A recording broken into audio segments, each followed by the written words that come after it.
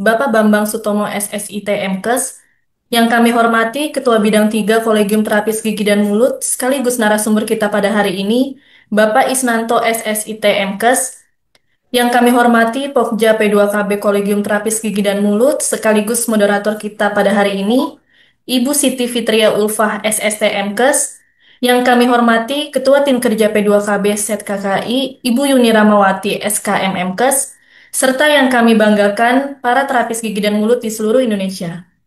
Marilah kita panjatkan puji dan syukur kehadirat Tuhan Yang Maha Esa yang telah melimpahkan rahmat dan hidayahnya sehingga kita dapat hadir pada pertemuan update informasi Satuan Kredit Profesi bagi terapis gigi dan mulut pada hari Rabu 11 Juni 2025 secara daring. Kegiatan ini bertujuan meningkatkan pemahaman bagi profesi terapis gigi dan mulut dalam pemenuhan kecukupan SKP, serta menyelesaikan permasalahan teknis dalam pengajuan SKP platform. Kita berharap agar kegiatan hari ini dapat berjalan dengan lancar sesuai dengan yang diharapkan. Untuk selanjutnya, kami mohon perkenan Ketua Kolegium Terapis Gigi dan Mulut, Bapak Bambang Sutomo SSIT MKes, dapat menyampaikan sambutan dan arahan dilanjutkan pembukaan acara secara resmi. Kepada Bapak Bambang, kami persilahkan. Oke, terima kasih Mbak Nova. Pak suara saya bisa didengar? Ya. Assalamualaikum warahmatullahi wabarakatuh. Yang saya hormati Ibu Ses KKI Kolegium dan MDP, Ibu Dr. Arini, yang dalam hal ini karena ada kegiatan yang lainnya sehingga tidak bisa bergabung bersama kita. Teman-teman dari Pokja dan dari Dirmutu Kemenkes RI, terima kasih sudah memfasilitasi untuk anggota kami di terapis gigi dan mulut, sehingga acara pada siang hari ini yaitu dalam rangka sosialisasi pemenuhan SKP yang langsung disampaikan oleh Kolegium Disiplin Ilmu yaitu terapis gigi dan mulut bisa terselenggara. Pertama-tama perkenankan kita panjatkan puji syukur kehadirat Allah Subhanahu wa taala yang telah melimpahkan rahmat dan hidayahnya sehingga kita semua diperkenankan bertemu walau dalam keadaan daring ya. Mudah-mudahan tanpa mengurangi makna dari kegiatan pada siang hari ini. Sholawat beserta salam mungkin senantiasa kita panjatkan ke junjungan kita Nabi Muhammad yang sangat kita harapkan syafaatnya di yaumul akhir. Bapak Ibu, para pengelola dan teman-teman kolegium, teman-teman verifikator, dan serta para peserta semuanya, peserta sosialisasi, berbahagia sekali pada kesempatan siang ini kita bisa bertemu secara langsung kepada Bapak Ibu semua. Walaupun saya menyayangkan sekali ya, jumlah TGM itu sebenarnya yang terregistrasi sebanyak 27.000 ya. Tapi yang bergabung pada siang hari ini hanya sekitar 80-an ya. Nah, mohon ini teman-teman yang sudah bergabung disampaikan ke teman-teman yang lain.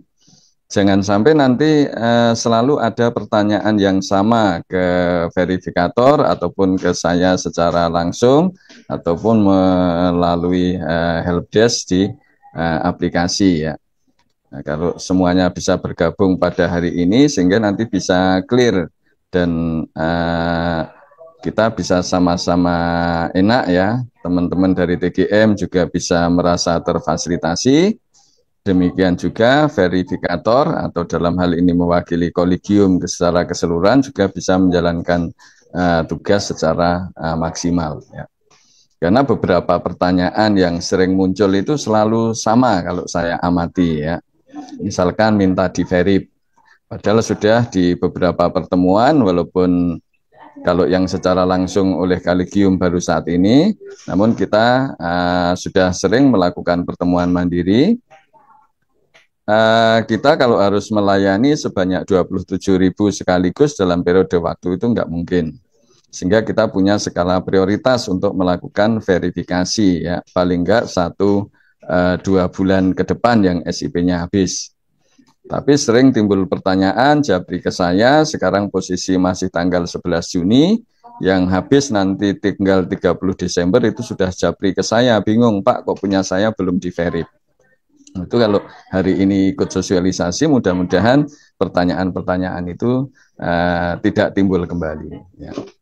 Selain itu masih sering dijumpai, tadi saya sepintas juga melihat logbook yang disampaikan oleh para peserta, tidak menggunakan kaidah secara sesuai dengan buku pedoman. Jadi perlu Bapak Ibu ketahui bahwa untuk pemenuhan SKP itu sudah diterbitkan dan dilaksanakan berdasarkan PMK 1561 tahun 2024. Jadi ranah yang harus dipenuhi adanya 3 ranah, yaitu pembelajaran, pelayanan, dan pengapmas. Demikian juga teknik-teknik pemenuhan bukti fisik yang harus diupload itu di sana sudah dijelaskan juga. Selain itu yang masih saya sayangkan juga masih ditemukan adanya perjokian ya.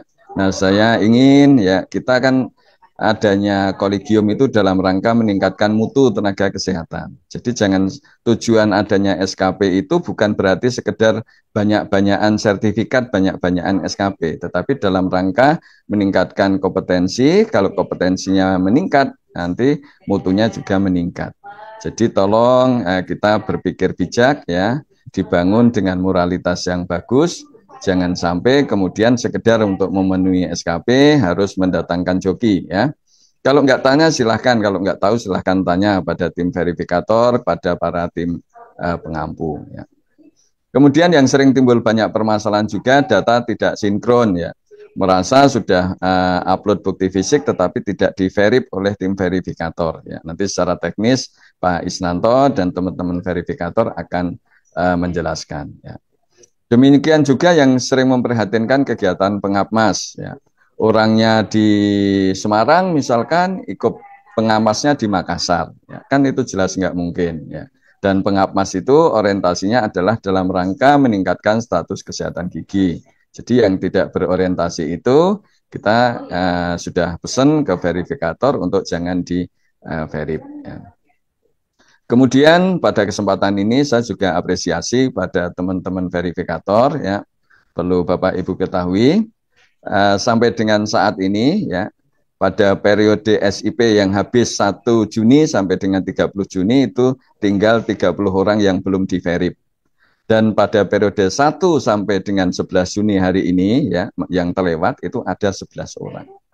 Namun perlu diketahui Bapak Ibu, belum diverifnya itu ternyata bukan kesalahan verifikator, tetapi adalah Bapak Ibu sudah mencukupi SKP, kemudian upload lagi.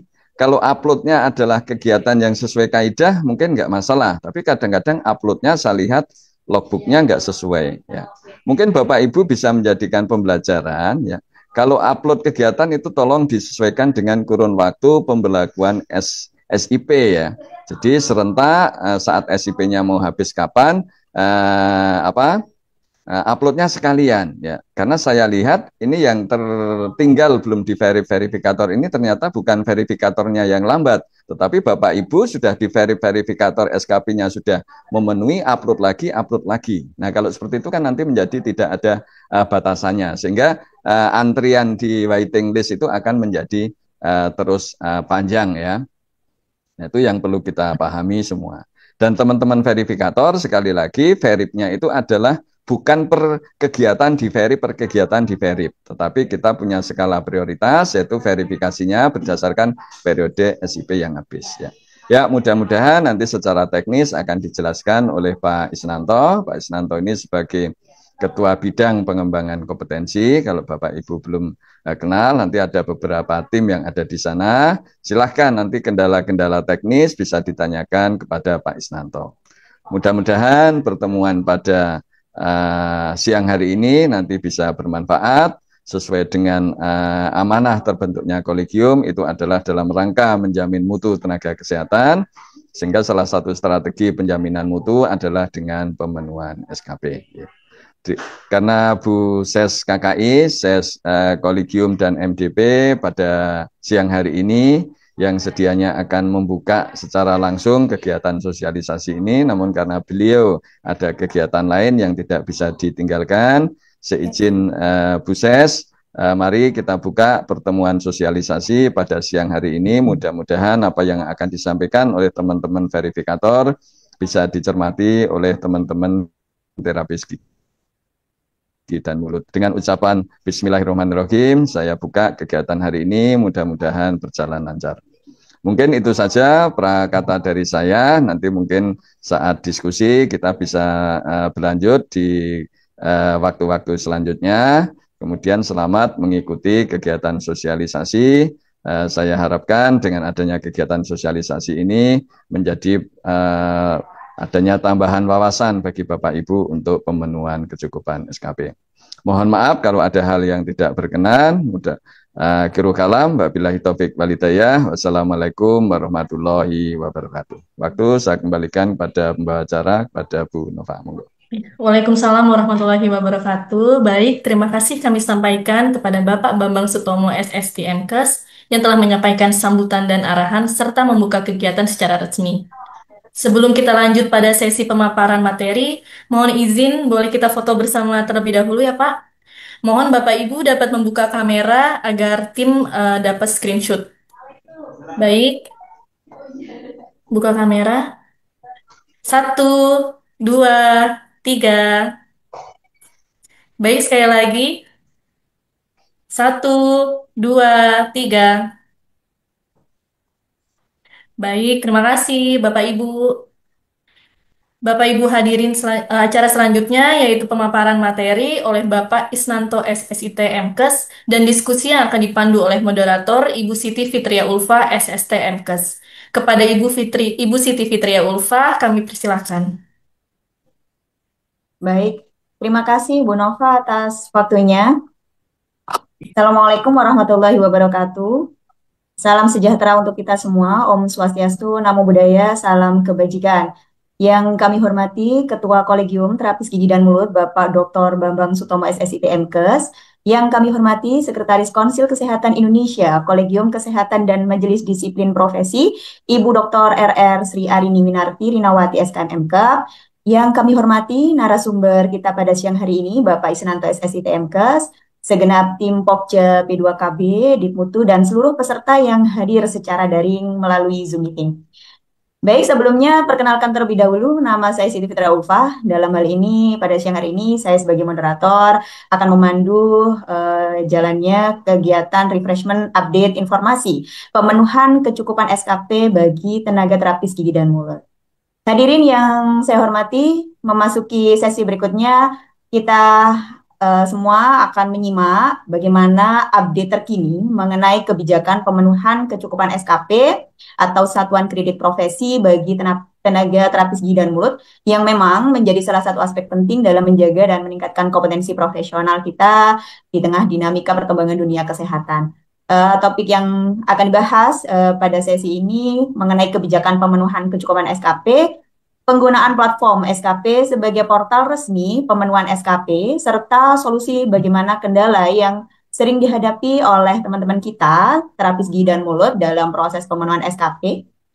Oleh karena itu, kita pada siang hari ini telah hadir narasumber kita, sekaligus beliau adalah Ketua Bidang Pengembangan Kompetensi Kolegium Terapis Gigi dan Mulut, Bapak Isnanto SSIT MKes. Beliau pada siang hari ini akan memaparkan bagaimana kebijakan terbaru yang memang dirancang lebih adaptif dan transparan gitu ya. Mari kita simak bersama pemaparan dari Bapak Isnanto. Pak Isnanto, apakah sudah siap Pak Isnanto? Siap, Bu Saya Fitri. sapa dulu Pak Isnanto. Siap. Oke. Assalamualaikum. Yeah. Baik Pak Isnanto, monggo dipersilahkan untuk memaparkan materinya. Izin Baik, share terima screen ya Pak ya, materinya ya Pak. minta bantuan ya. Baik, saya awali dulu. Assalamualaikum warahmatullahi wabarakatuh.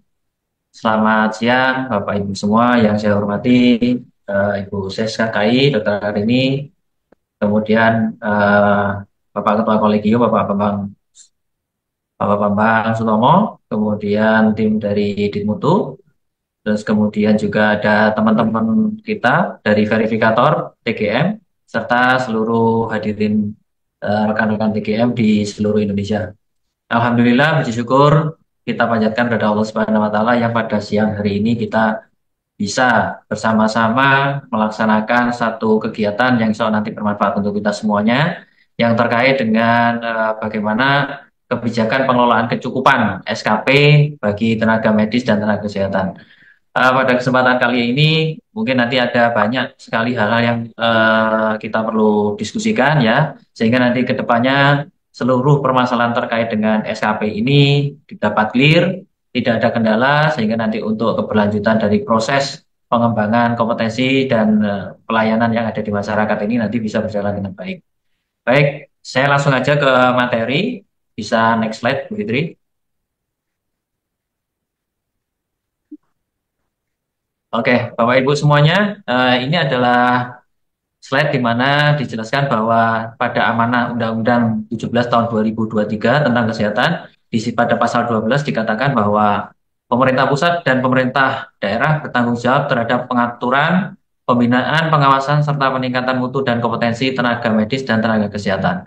Artinya di sini bahwa sebenarnya pemerintah itu memiliki tanggung jawab yang luar biasa di sini dalam rangka mengelola tenaga medis dan tenaga kesehatan dalam hal pengaturan, kemudian pembinaan, sampai dengan peningkatan mutu kompetensi di tenaga medis dan tenaga kesehatan.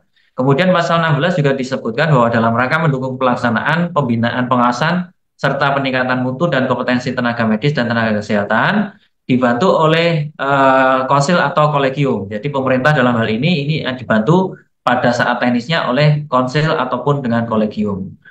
Selanjutnya yang terkait dengan tindak lanjut dari amanah Undang-Undang 17 ini, yaitu adanya Peraturan Pemerintah Nomor 28 Tahun 2024 terkait dengan pelaksanaan pemenuhan kecukupan SKP, maka di sini disebutkan bahwa dalam rangka pemenuhan kecukupan SKP profesi itu bisa ditempuh atau dilalui melalui 3 kegiatan. Yang pertama melalui kegiatan pelatihan atau kegiatan peningkatan kompetensi, kemudian yang kedua adalah kegiatan pelayanan, yang ketiga adalah kegiatan pengabdian masyarakat, di mana standar pemenuhan kecukupan SKP tersebut ditetapkan oleh kolegium. Next slide. Nah, di sini yang terkait dengan surat edaran nomor HK0201 Menkes tentang penyelenggaraan perizinan bagi tenaga medis dan tenaga kesehatan pasca terbitnya Undang-Undang 17 tahun 2023 tentang kesehatan, maka di sini ada satu ketentuan surat edaran nomor 0201 garing Menkes garing nomor 6 tahun 2024, yang mana tenaga kesehatan dan tenaga medis yang telah memiliki STR yang sudah terbit dan masih berlaku sebelum Undang-Undang 17 tahun 2003 tentang kesehatan diundangkan, atau STR yang berlaku seumur hidup, akan mengajukan permohonan perpanjangan SIP dengan melampirkan yang pertama adalah STR. Ya, kemudian juga melampirkan juga surat keterangan tempat praktek serta bukti kecukupan SKP. Ya, jadi di sini ketentuan tentang SKP ini dimaksudkan untuk perizinannya begitu. Jadi bukti kecukupan SKP itu dibutuhkan hanya untuk memperpanjang SIP yang pertama. Selanjutnya untuk SIP yang kedua dan ketiga itu mengikuti periode SIP yang pertama. Bisa lanjut? Bapak Ibu sekalian, bahwa ketentuan persyaratan untuk pengajuan SIP pertama kali, perpanjangan dan SIP 2 atau ketiga dibedakan dengan tetap mengetahui penjagaan kompetensi. Di sini kita bisa lihat bahwasanya ketika SIP itu, maksud saya adalah SIP yaitu diajukan yang pertama kali, ini indikatornya adalah untuk lulusan yang kurang dari 5 tahun dengan STR lama yang masih berlaku atau STR seumur hidup. Nah, persyaratan yang disyaratkan di sini adalah dengan melampirkan STR, kemudian tempat praktek. Kemudian pemberlakuan SIP ini dengan STR lama dan masih berlaku. Masa berlaku SIP sama dengan masa berlaku STR-nya. Ya, apabila STR ini seumur hidup, maka berlakunya SIP-nya adalah 5 tahun gitu.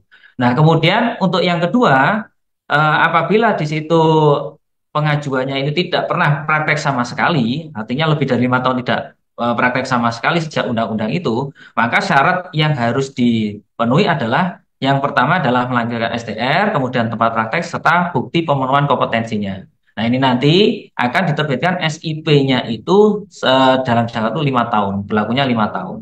Kemudian untuk perpanjangan ini STR yang masih eh, berlaku atau STR ya seumur hidup ya. Persyaratannya adalah satu STR, yang kedua adalah tempat praktik, yang ketiga adalah bukti SKP-nya. Nah, kemudian untuk SIP yang kedua dan ketiga, maka di sini adalah STR yang lama yang masih berlaku atau STR seumur hidup.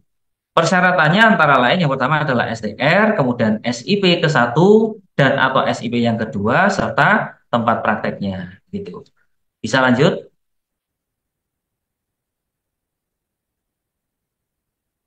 Bapak Ibu sekalian, bahwa pada saat pelaksanaan terkait dengan pemenuhan kecukupan ini, kami menggunakan pedoman-pedoman yang sudah diterbitkan, yaitu pedoman terkait dengan pengelolaan pemenuhan kecukupan SKP bagi tenaga medis dan tenaga kesehatan berdasarkan keputusan Menteri Kesehatan nomor HK 0107 garing Menkes garing 1561 tahun 2024. Ini adalah sebagai dasar ketika kita memberikan verifikasi terhadap SKP yang Bapak Ibu ajukan kepada tim kolegium, dalam hal ini adalah verifikatornya.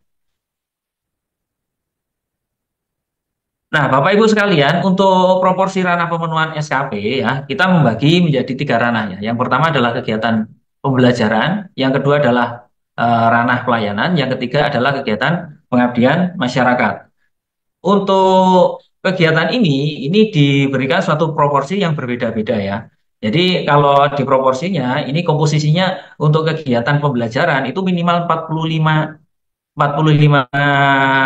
ya, 45%. Kemudian untuk ranah pelayanan itu minimal 35%, dan kemudian untuk ranah di pengabdian masyarakat itu 5%. Jadi kalau TGM ini nanti pemenuhan SKP-nya adalah dalam 5 tahun itu 50 SKP, maka 45% dari 50 SKP itu atau kurang lebih sekitar 22 SKP ini harus terpenuhi dari ranah pembelajaran. Kemudian untuk ranah pelayanan itu sebesar 35%, artinya di sini adalah 35% dari 50 SKP tersebut ya, kurang lebih sekitar 17 SKP kalau bisa. Terus kemudian dari ranah pengabdian masyarakat ini 5% saja ya dalam waktu 5 tahun ini. Kalau dikonversikan ini sekitar 2,5 SKP seperti itu. Jadi ini adalah komposisi dari persentase jumlah persentase untuk kegiatan pembelajaran, pelayanan dan pengabdian masyarakat. Untuk sisa persentase dapat dikumpulkan dari ranah manapun ya, Bapak Ibu sekalian, boleh di ranah pembelajaran, pelayanan atau pengabdian masyarakat. Jadi ini adalah yang minimal. Ketika ini dari minimalnya sudah terpenuhi, artinya di situ sekitar 85% ya yang terpenuhi, sehingga ada 15% lagi yang belum terpenuhi, itu bisa dikumpulkan dari ranah manapun gitu ya. Kemudian di sini juga ada kewajiban memenuhi 20% SKP pembelajaran per tahunnya ya. Jadi di sini sudah ada ketentuan dari 1 tahun itu minimal itu wajib memenuhi 20% SKP pembelajaran. Itu ya kewajiban sesuai dengan ketentuan. Bapak Ibu sekalian, untuk pemenuhan aspek pembelajaran, di sini pembelajaran ini dilakukan melalui platform digital di Pelataran Sehat ya. Jadi Bapak Ibu semua ketika melakukan proses pembelajaran ini harus memiliki akun di Pelataran Sehat, karena semua proses pembelajaran nanti akan dilaksanakan melalui platform tersebut. Kemudian untuk ranah pelayanan, maka di sini ada ketentuannya bahwa untuk penggunaan pelayanan ini nanti akan terintegrasi dengan Satu Sehat, juga ditambah dengan EMR-nya ya, jadi Electronic Medical Record-nya itu yang dipergunakan untuk penilaian atau verifikasi di ranah pelayanan. Oleh karena itu di sini diperlukan bagaimana proses untuk penyusunan logbook pelayanan profesi yang sudah nanti bisa tervalidasi ya, tervalidasi oleh Fasyankes atau Dinas Kesehatan yang di tempat Bapak Ibu masing-masing. Kemudian yang untuk di ranah pengabdian masyarakat, kegiatan ini bisa kita peroleh dari kegiatan bakti sosial ataupun sebagai relawan. Kemudian ini nanti juga harus ada validasinya, ya, baik dengan Dinas Kesehatan maupun instansi yang terkait atau lembaga terkait. Jadi semua kegiatan-kegiatan nanti ini harus tervalidasi ya, ketika di situ kegiatan pengabdian masyarakat ataupun kegiatan pelayanan yang ini nanti semuanya sebenarnya ini dilakukan secara manual ya, tidak melalui pelataran sehat seperti itu. Baik, selanjutnya. Nah, ini adalah target pembunuhan SKP. Kalau untuk terapis gigi dan mulut, saya rasa semua sudah mengetahuinya ya, bahwa di terapis gigi dan mulut itu dalam 5 tahun kita memerlukan 50 SKP untuk pemenuhan dalam 5 tahun tersebut. Yang nanti akan kita lakukan dengan melaksanakan 3 ranah tadi. Ranah pelayanan, pengabdian masyarakat, serta ranah pembelajaran. Next slide. Nah, untuk ranah pemenuhan SKP di tenaga medis dan tenaga kesehatan, mohon di ya, nah ini ya. Jadi di ranah untuk pembelajaran, kegiatan ini dilakukan melalui LMS di pelataran sehat ya Bapak Ibu sekalian ya. Sekali lagi ini semuanya ada di pelataran sehat. Jadi penting sekali ketika kita akan melakukan pembelajaran ini, maka kita wajib hukumnya untuk memiliki akun di pelataran sehat gitu. Nah, kegiatan ini di pembelajaran ini ada kegiatan yang sifatnya pelatihan, kemudian ada yang sifatnya non pelatihan. Non pelatihan itu apa saja ya? Non pelatihan itu bisa dalam bentuk seminar atau webinar, kemudian ada workshop, kemudian ada konferensi, atau kemudian pembelajaran mandiri atau e-learningnya ya. Itu semua sudah terfasilitasi di dalam LMS ini ya, di pelataran sehat ini. Ya.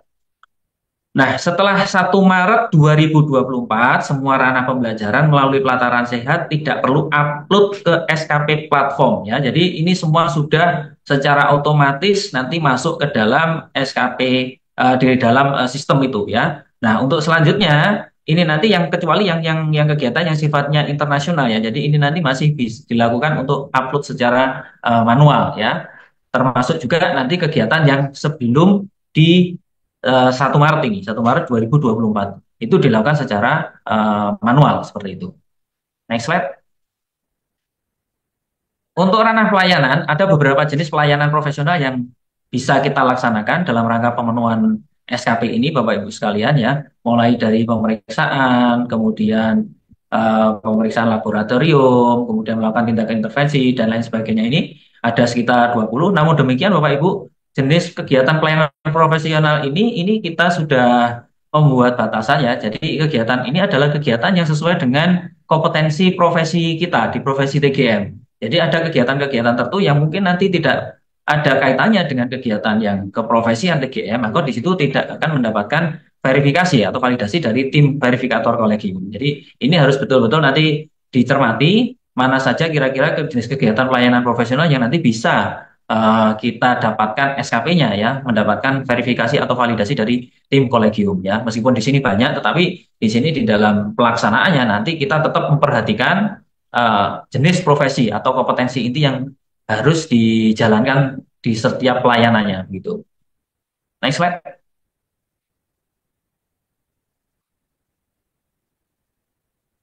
Nah, ini contoh pemberian SKP di ranah pelayanan sesuai dengan KMK 1561 2024 ya.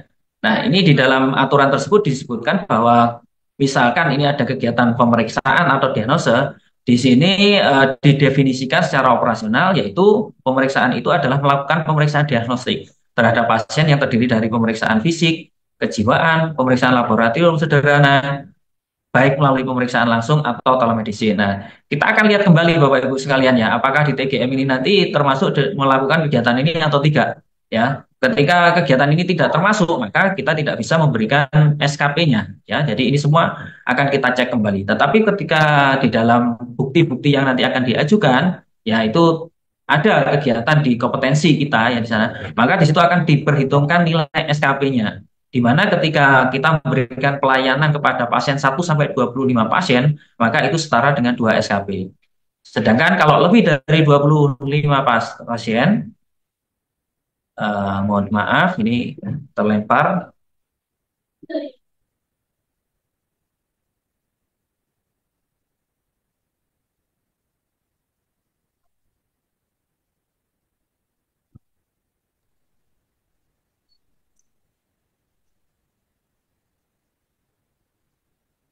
Yang share Mbak Fitri ya tadinya. Ya, sebentar kayaknya Mbak Fitri sedang trouble ini. Baik, sambil menunggu Bu Fitri, barangkali saya bisa lanjutkan sebentar ya. Jadi ketika jumlah pasien yang dilayani dalam 1 bulan itu lebih dari 25 pasien, maka itu bisa disetarakan dengan 3 SKP, Bapak Ibu sekalian ya. Nah, kemudian yang menjadi target atau unit yang akan dihitung itu adalah satuannya adalah pasien atau spesimennya ya. Ini merupakan kegiatan pemeriksaan ini adalah kegiatan yang sifatnya rutin ya. Terus kemudian apa dokumen-dokumen yang menjadi bukti kegiatan ini nanti? Maka diperlukan dokumen yang terkait dengan rekam medis elektronik ya. Rekap kegiatan selama 6 bulan atau setahun itu boleh ya, boleh. Jadi ketika Bapak Ibu memberikan rekapan kegiatan bisa dikelompokkan menjadi 6 bulan atau 1 tahun ya. Tentunya di sini juga ada validasi atau tanda tangan dari pimpinan dari lembaga resminya atau fasilitas pelayanan kesehatannya pada lembar logbook tersebut begitu.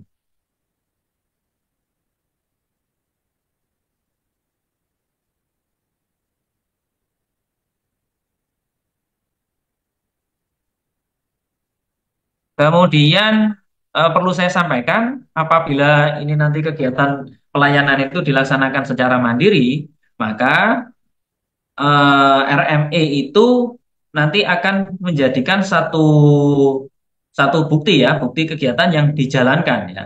Ketika di dalam kegiatan tersebut itu Bapak Ibu bisa menunjukkan bukti dukung terkait dengan kegiatan-kegiatan yang dilakukan melalui RME, maka di situ akan diakui kegiatannya itu 100%. Tapi apabila bagi Bapak Ibu yang belum menggunakan RME, kegiatan itu masih bisa diakui, namun demikian ini prosentasenya hanya 50% dari nilai SKP di tiap kegiatannya. Ya. Terus bukti-bukti kegiatan mandiri itu apa saja ya. Jadi di sini ketika nanti praktek pribadi, maka mohon izin Bapak Ibu.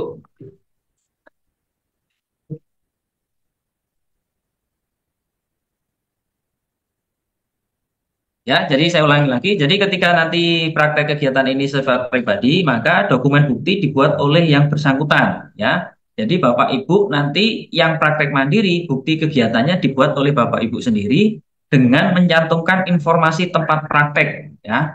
Nomor surat izin praktek dan materai 10.000. Nah, itu ketentuannya ya. Nah, kemudian apabila Bapak Ibu ini prakteknya di rumah sakit, puskesmas atau klinik atau instansi, maka bukti dukungnya dokumen bukti disahkan oleh pimpinan yang berwenang yang membuat keterangan atau kegiatan dengan mencantumkan SIP tempat praktek tersebut. Gitu. Jadi ketentuannya seperti ini.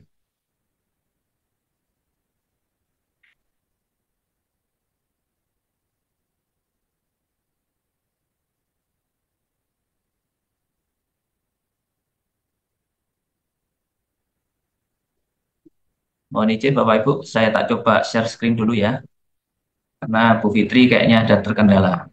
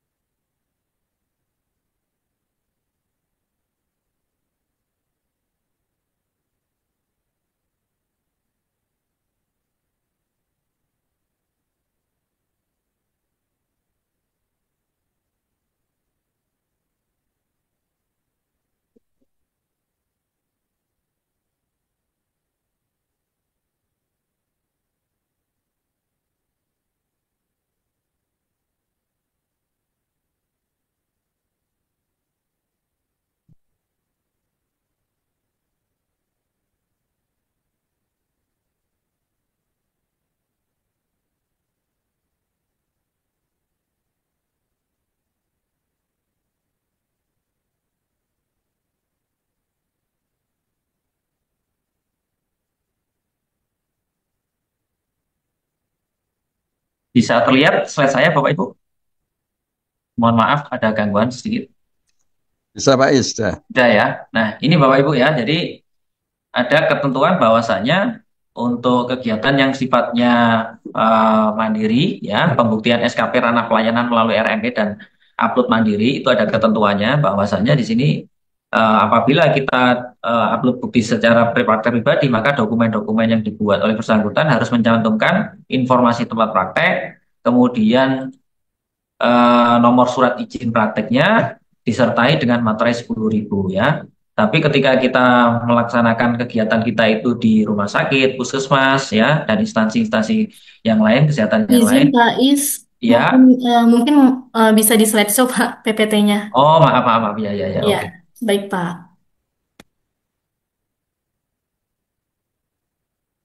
Iya, iya. Sudah ya? Sudah Pak. Baik, nah ini ya. Ada ketentuan tambahan Bapak Ibu sekalian ya. Jadi ketentuan tambahan ini adalah rekap dokumentasi dapat disesuaikan dengan jenis profesinya ya. Contoh diambil dari logbook asuhan keperawatan atau logbook-logbook yang lainnya itu boleh. Nanti ada ketentuan yang terkait dengan bagaimana kita menyusun atau membuat logbooknya ya. Seperti itu. Nah, ini adalah contoh ya Bapak Ibu terkait dengan rekapan pelayanan pasien ya.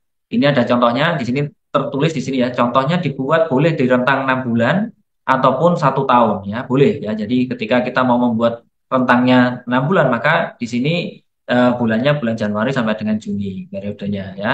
Kemudian kalau 1 tahun berarti nanti di bulan Januari sampai dengan Desember, itu pun boleh ya. Nah, tapi ketentuan yang perlu diperhatikan di sini adalah harus sesuai dengan ketentuan contoh logbook ini Bapak Ibu. Ya, ketika Bapak Ibu membuat logbooknya, maka di situ harus tertera surat fasilitas atau kliniknya, ya. Terus kemudian di sini bukti pelayanan keprofesiannya dengan mencantumkan di sini nama Bapak Ibu, kemudian nomor SIP, rentang masa periodenya, ya, periode pelayanan, kemudian periode ini di bulan berapa sampai berapa atau tahun berapa begitu ya.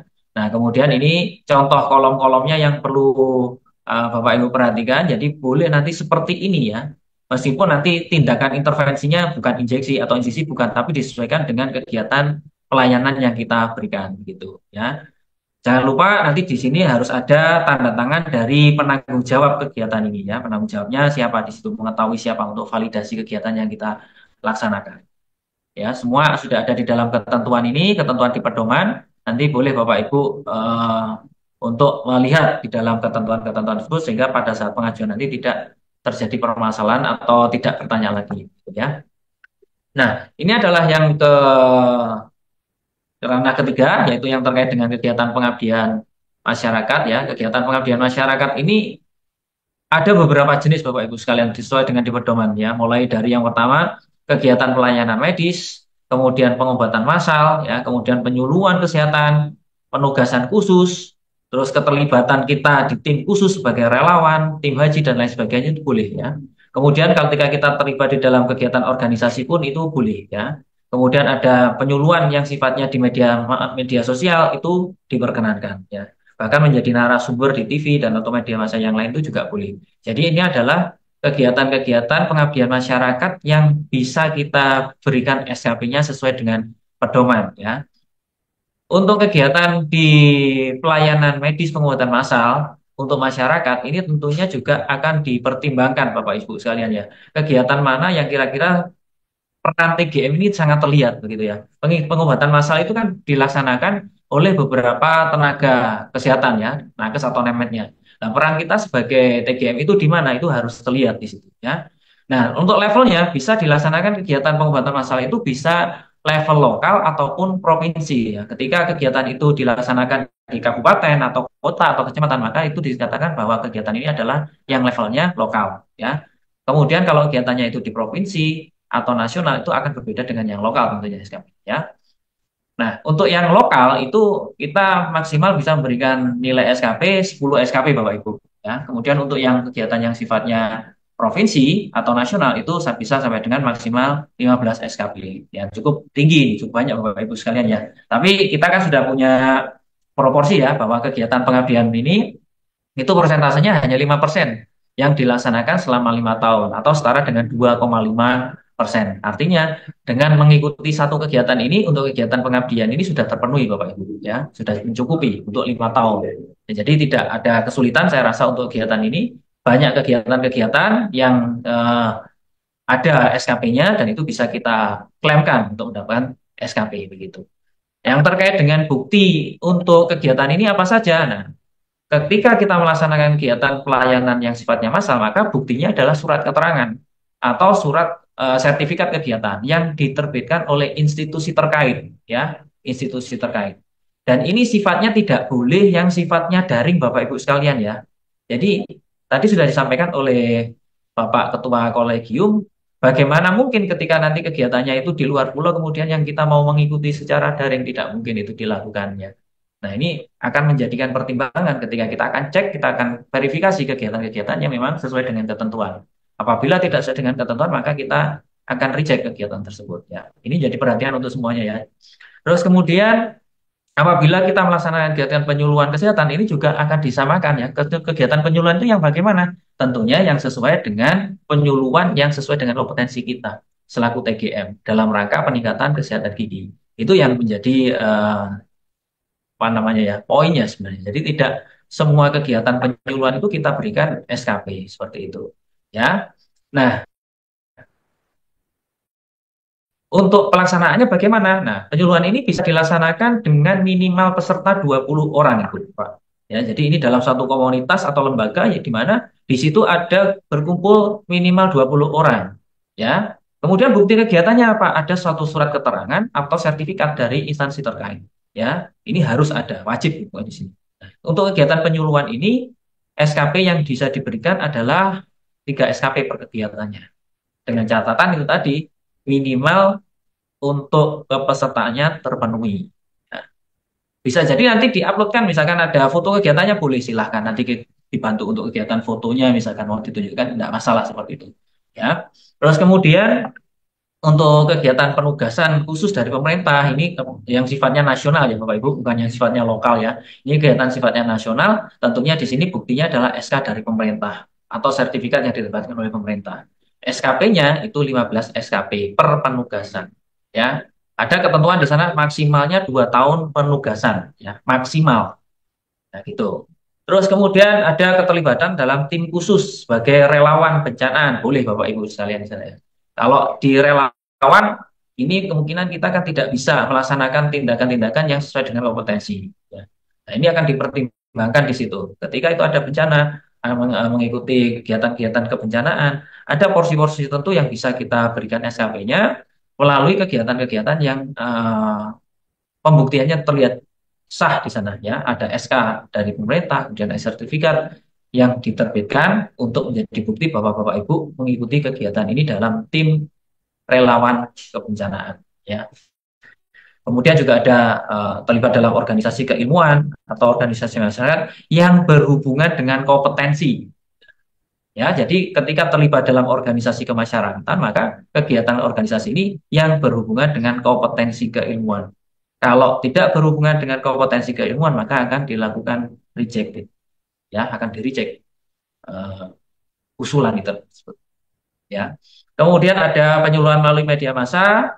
Bukti kegiatannya adalah materi melalui medsos itu yang dilaksanakan oleh organisasi profesi atau instansi. Ya. Kemudian bukti pengunggahan penyuluhan di medsosnya harus dilampirkan juga sebagai buktinya. Persentase SKP-nya atau jumlah SKP-nya maksud saya ya 0,5 SKP per kegiatan. Maksimal 3 SKP dalam 5 tahunnya. Gitu. Kemudian yang terakhir sebagai narasumber di TV atau media massa boleh bisa secara lokal ataupun secara nasional ya. Nah, ini ada surat keterangan dari TV atau media massa yang sebagai penyelenggaranya. Jumlah SKP-nya 1 SKP, pengakuannya 1 SKP per kegiatannya. Itu.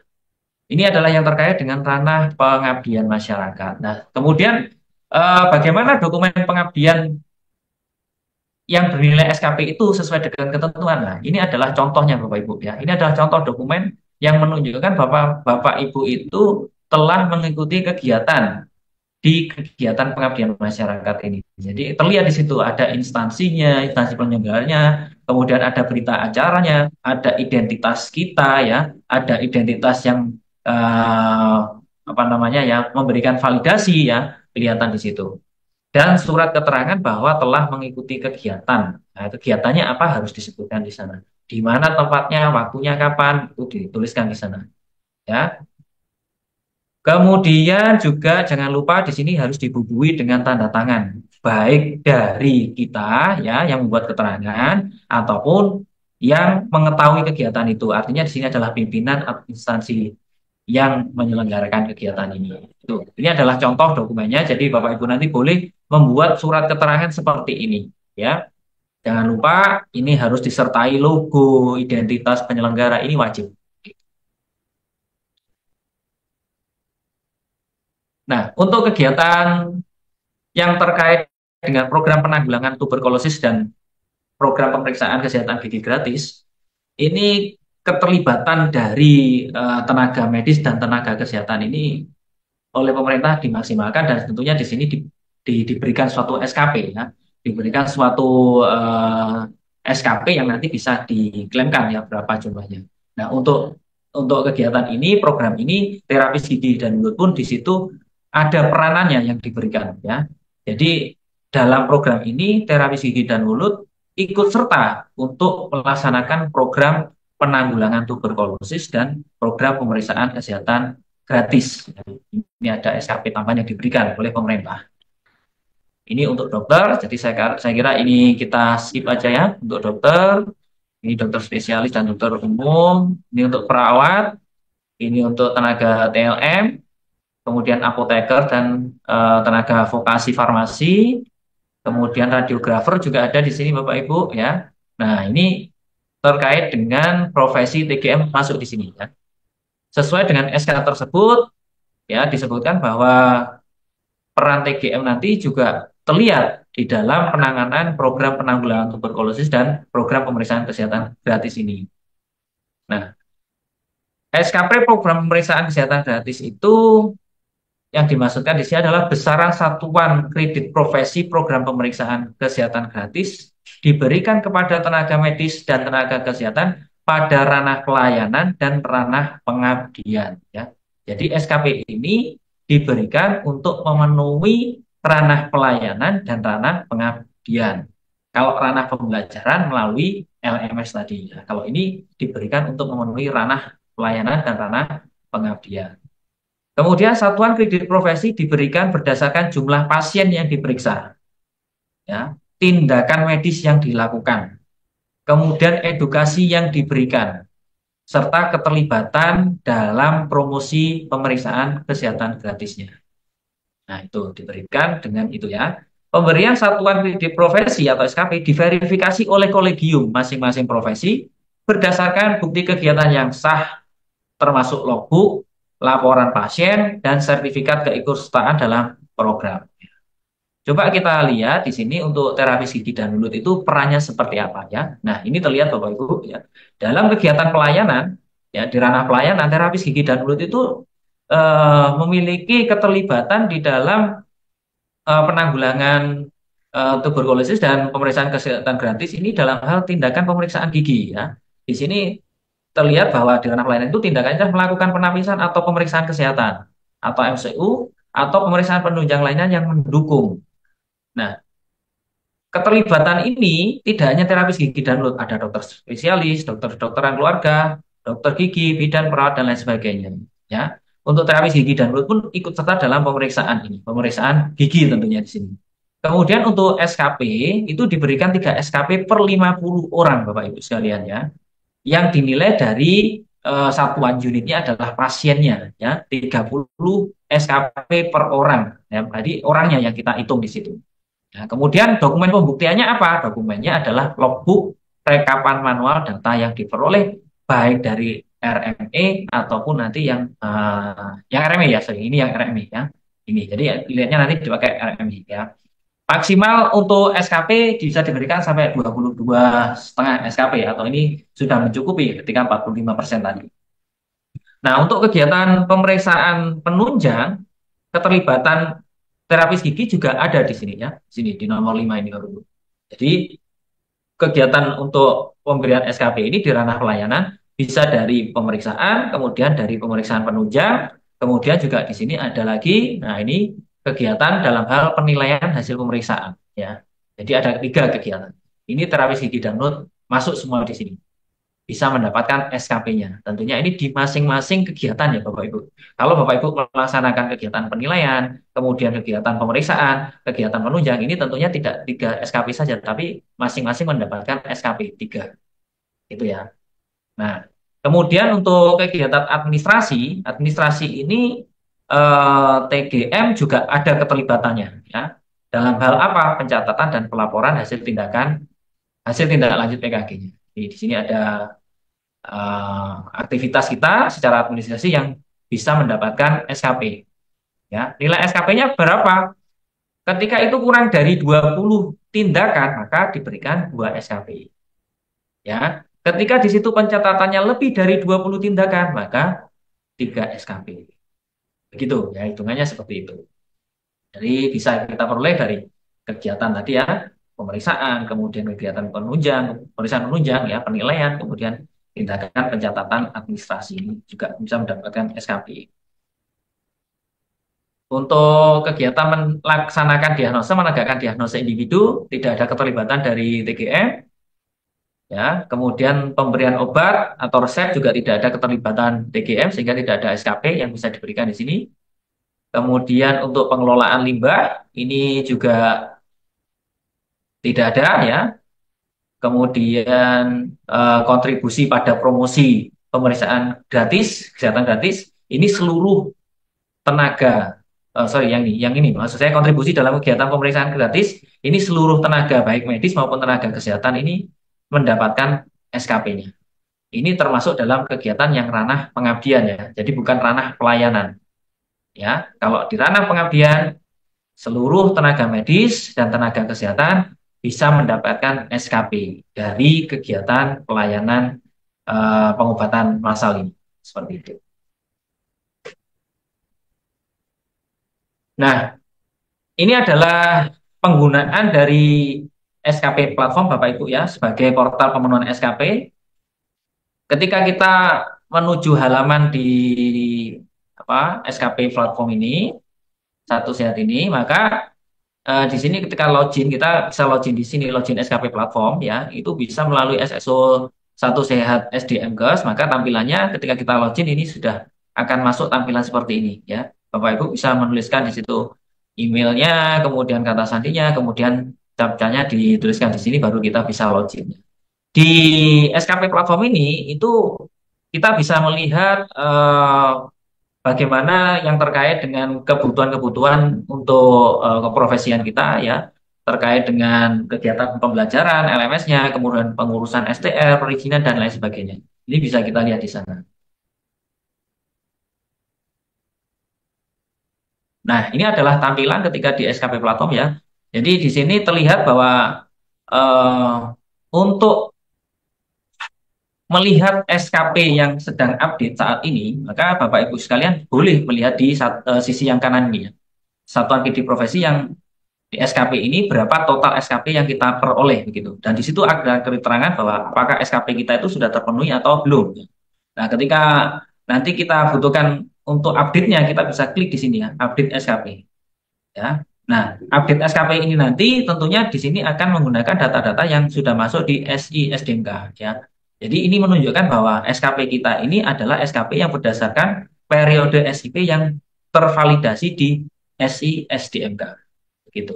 Ini berandanya seperti ini Bapak Ibu ya. Ada foto kita, kemudian status kita ya. Ini nomor STR, domisili ini kelihatan di sini.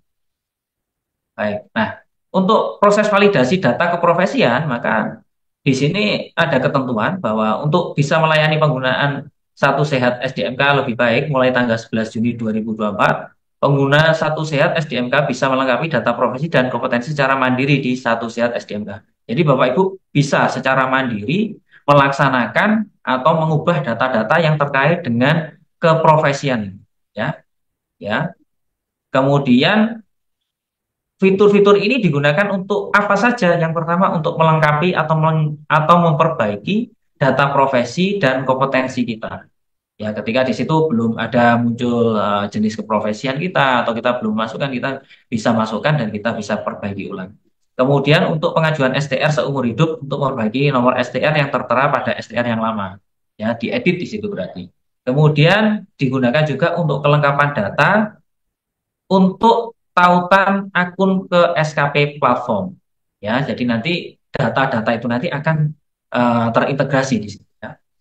Cara melengkapinya bagaimana? Cara melengkapinya adalah Bapak Ibu bisa melakukan pilihan. Di sini ada pilihan profile ini ya. Kemudian pilih setelah buka profilnya, Bapak Ibu pilih di sini keprofesiannya ya, di profesi itu kemudian bisa diubah. Di sini ada gambar pensil ini Bapak Ibu ya. Ini untuk mengubah, melakukan editing di sini, memperbaiki data-data, kemudian pilih jenis profesinya dan kompetensi yang sesuai, kemudian nanti disimpan. Nah, ini ya, nanti di ini ya, disimpan. Jenis profesi TGM, kemudian pilih di sini kompetensinya yang mana, apakah terapis gigi dan mulut level 5, level 6, atau terapis gigi dan mulut, kemudian kalau sudah sesuai bisa diklik menjadi klik simpan ya. Proses validasi data di SISDMK ini tujuannya untuk memunculkan periode SIP ya yang akan ditampilkan di dalam SKP platform. Jadi ini sangat penting sekali untuk melihat atau apa ya mengetahui sejauh mana SKP yang sudah kita peroleh melalui sistem ini. Nah, Bapak Ibu sekalian, kadangkala nanti ada beberapa kendala-kendala yang terkait dengan proses, misalkan di situ akunnya atau NIK tidak terdeteksi ya. Jadi ada data-data tertentu yang Bapak Ibu belum lengkapi di sini. Ya. Tadi ada data keprofesian salah satunya, kemudian data pekerjaan, ya sama sistemnya ya. Nanti kalau Bapak Ibu klik di profesi bisa kemudian melakukan penyesuaian di keprofesiannya, pekerjaannya, itu bisa kita perbaiki di sini. Ini tampilannya seperti ini. Ya, Bapak Ibu bisa lakukan editing atau ubah pada sisi sebelah kanan ini ada pensilnya ya. Misalkan di situ tanggal bekerjanya kapan, kemudian nomor SIP ya. Pastikan ya, ini yang perlu, yang sering terjadi ini Bapak Ibu. Ya, tanggal mulai SIP ini kosong, belum diisi ya. Ya, berakhirnya SIP ini tidak diisi. Nah, ini akan nanti tidak akan dikenali di sini, akan kesulitan ya, untuk melihat jumlah SKP-nya. Pastikan data SIP atau statusnya aktif terisi lengkap khususnya pada tanggal berakhirnya SIP ya ini ya. Jadi di sini harus apa namanya dilihat kembali, dicek kembali data-data yang Bapak Ibu miliki di situ.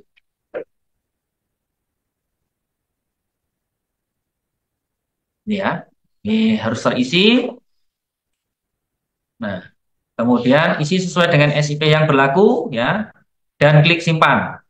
Setelah itu hubungi admin Vaskes atau Dinkes bagian SDK yang mengeluarkan SIP untuk melakukan validasi data SIP-nya ya. Jadi setelah Bapak Ibu melengkapi data-data ini, kemudian Bapak Ibu harus menghubungi admin dari Fasiankes Bapak Ibu sekalian untuk mendapatkan validasi terkait data ini.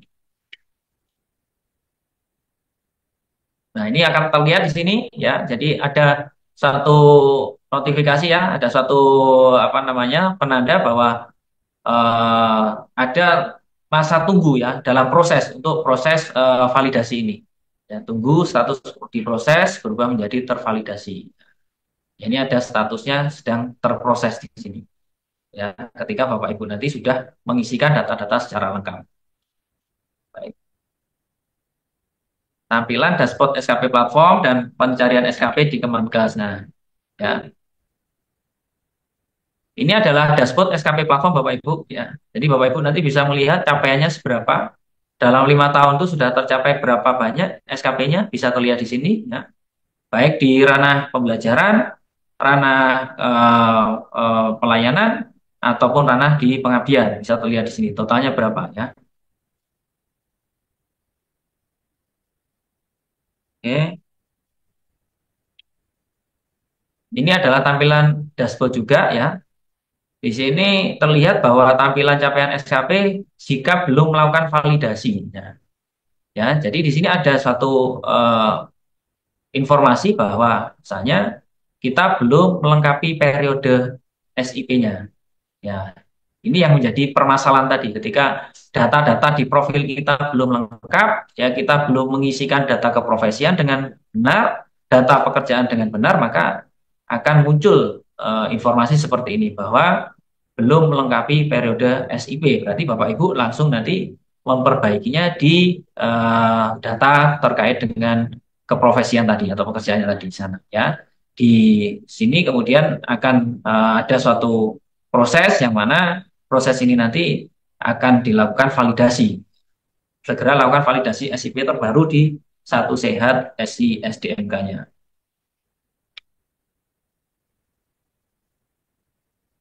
Nah, ketika kita mencari data kita, Bapak Ibu ya, data di SKP, ya, tampilan data pencarian status capaian SKP, ya, seperti ini. Jadi kita bisa menuliskan pencarian data apa di situ, tuliskan data SKP-nya atas nama siapa di sini. Kemudian akan terlihat profesinya apa, ya, kemudian pemenuhan SKP-nya ini periodenya kapan, status ketercukupannya bagaimana, kemudian tanggal update terakhirnya kapan. Nah, nanti kalau di sini statusnya terpenuhi, maka tampilannya akan seperti ini. Ya, tapi nanti kalau status kecukupannya masih belum terpenuhi, maka di sini tidak bisa untuk proses berikutnya pengajuan SIP-nya sebagai persyaratan pengajuan SIP-nya. Nah, data ini terintegrasi dengan data capaian SKP di SKP platform Satu Sehat SDMK ya Bapak Ibu ya.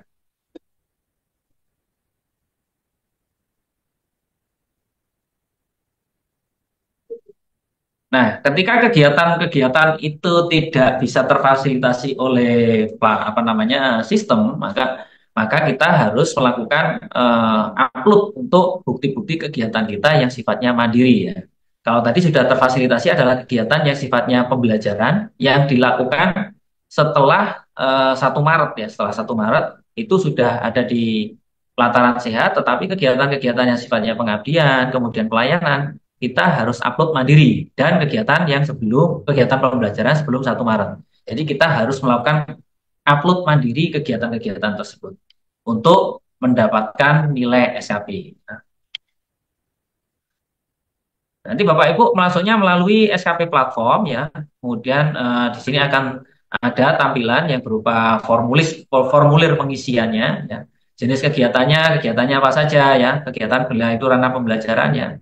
Ini kegiatannya seminar misalkan. Jadi ini adalah kegiatan yang dilaksanakan sebelum Maret 2024 ya, sebelum melalui SKP platform. Ini diupload secara manual. Kegiatannya apa? Di sini ada kegiatan seminar, ada kegiatan sifatnya konferensi, ada kegiatan simposium, ada pelatihan dan lain sebagainya. Bapak Ibu nanti menginputkan di sini ya. Fitur upload bukti kegiatan yang kemudian akan divalidasi. Jadi kliknya di input ini. Ya.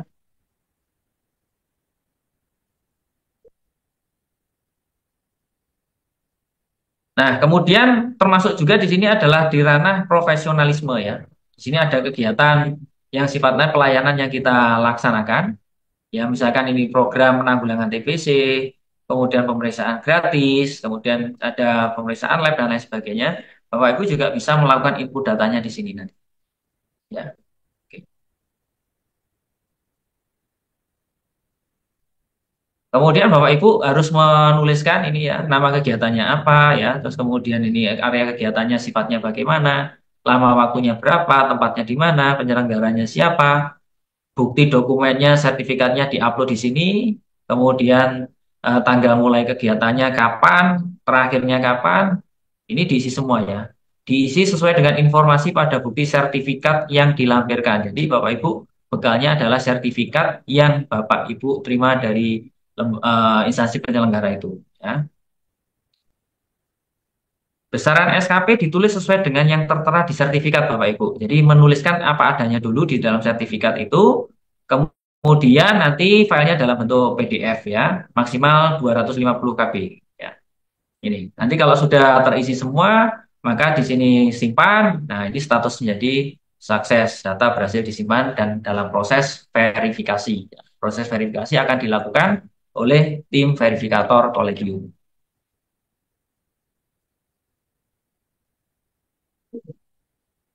Nah, ini jika data telah diverifikasi, maka data SKP akan masuk ke dalam logbook ya. Dan ini kegiatan kita ya, masuk ke dalam sini logbook ini bisa kita lihat di situ statusnya bagaimana ya. Kita lihat ya.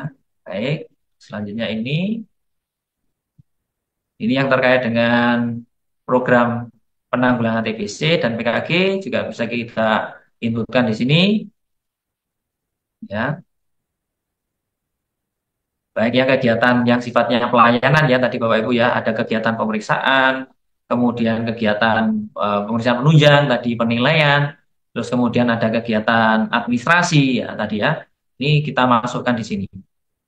Nah, untuk kegiatan PKG pun di situ bisa mendapatkan SKP dari ranah pengabdian masyarakat. Jadi kita inputkan di sini juga ya.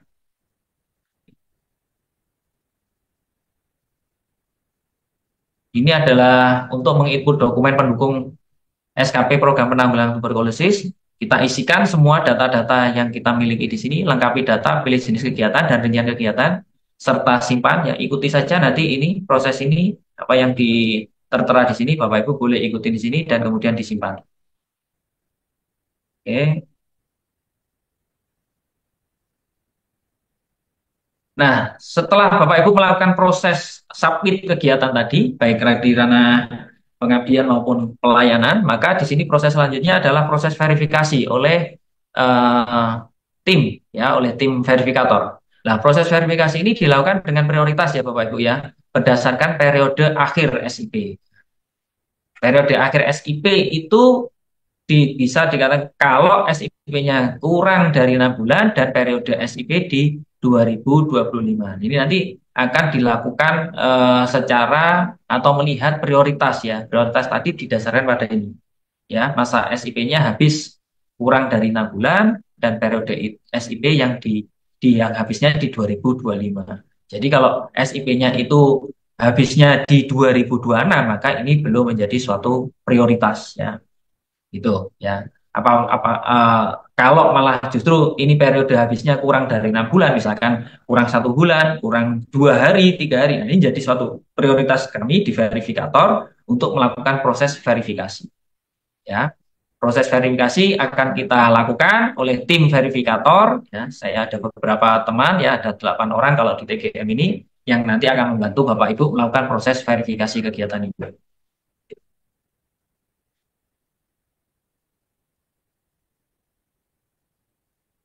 Nah, apabila Bapak Ibu nanti menemukan kendala yang terkait dengan permintaan verifikasi kegiatan SKP, Bapak Ibu bisa memberikan masukan atau melakukan email ya, memberikan email di helpdesk ini di janakes@kemenkes.go.id. Insya Allah kalau misalkan Bapak Ibu datanya sudah terpenuhi ya, data-data keprofesian sudah lengkap ya, data pekerjaan sudah lengkap dan bisa terpaut, itu nanti akan mudah dicari dan tidak akan hilang. Jadi sangat penting sekali untuk melengkapi data-data tersebut. Bapak Ibu sekalian ya, sesuai dengan ini SE Dirjanakes ya, pemenuhan kecukupan SPK melalui pemanfaat fitur pelataran sehat dan SKP platform ya, bahwa tenaga medis dan tenaga kesehatan yang terbukti melakukan pemindah tanganan akun kepada joki atau perantara, maka STR dan atau SIP akan dinonaktifkan selama 6 bulan. Ya, jadi ini hal-hal yang perlu kita ketahui dan tidak boleh kita laksanakan, Bapak Ibu ya. Nah, yang kedua, jika tenaga medis dan tenaga kesehatan terbukti kembali melakukan pemindah tanganan akun kepada joki atau perantara, maka STR dan atau SIP akan dinonaktifkan selama 12 bulan ya atau 1 tahun. Ya, tenaga medis dan tenaga kesehatan yang terbukti menjadi joki, yang jokinya atau perantara SKP, maka STR dan atau SIP dinonaktifkan selama 12 bulan. Ya. Jika tenaga medis dan tenaga kesehatan terbukti kembali menjadi joki atau perantara SKP, maka STR atau SIP dicabut seumur hidup. Jadi di SE Dirjen ini akan terlihat sekali bahwasannya baik yang melakukan perjokian ini, baik yang sebagai joki maupun tenaganya yang minta tolong ke joki, maka di situ ada ketentuan atau sanksi-sanksi yang nanti akan diterima ketika itu terbukti ya. Jadi mohon kepada semuanya teman-teman Bapak Ibu di TGM tidak melakukan hal-hal seperti ini, baik sebagai joki maupun sebagai tenaga kesehatan yang membutuhkan jokinya ya. Jadi sudah ada ketentuannya ini. Bapak Ibu sekalian, ada kendala-kendala yang terkait dengan SKP platform dan sini juga bisa saya sampaikan bahwa kendala yang pertama adalah tidak bisa menautkan SKP di Satu Sehat SDMK dan kendala update SKP ya. Caranya bagaimana solusinya Bapak Ibu? Nah, Bapak Ibu tadi ya, klik tautan SKP ini ditautkan ya. Jadi nanti Bapak Ibu harus melakukan proses ini, diklik tautkan SKP. Ya, kalau itu tidak bisa tertaut SKP di Satu Sehat SDMK. Ya. Kalau kendalanya update SKP itu belum update, maka diklik yang update tadi. Update SKP ya. Maka di situ nanti setelah diupdate maka akan tampil SKP yang saat ini, yang periode saat ini. Itu kendala yang ditemukan ya. Kemudian, nah ini ya, Bapak Ibu juga kalau belum melakukan proses sinkronisasi data, maka di sini Bapak Ibu juga bisa melakukan proses sinkronisasi dengan melakukan ini. Klik di sini ya, sinkronisasi data, maka di situ data akan tersinkron. Permasalahan berikutnya adalah yang terkait dengan periode SKP tidak sesuai tercantum di SKP Kemenkes ya. Nah, ini. Nah, ketika kita mencari nama kita mungkin di sini ya, ya ternyata di situ statusnya belum terpenuhi seperti ini.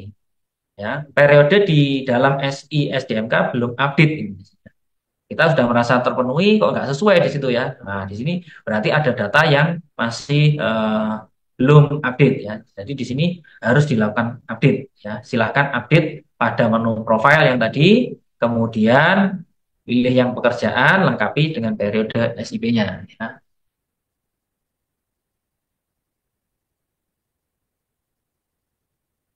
Permasalahan berikutnya yang terkait dengan data NIK tidak ditemukan pada akun verifikator ya. Ini sering sekali terjadi Bapak Ibu ya. Jadi kita tidak bisa, verifikator tidak melihat, tidak bisa melihat apakah NIK Bapak Ibu ini sudah masuk di dalam akun verifikator atau belum ya.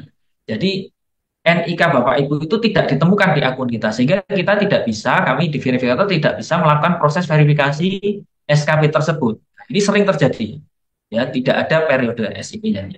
Nah, tampilannya di sini ya. Jadi di dalam tampilan kita tidak ada periode SIP.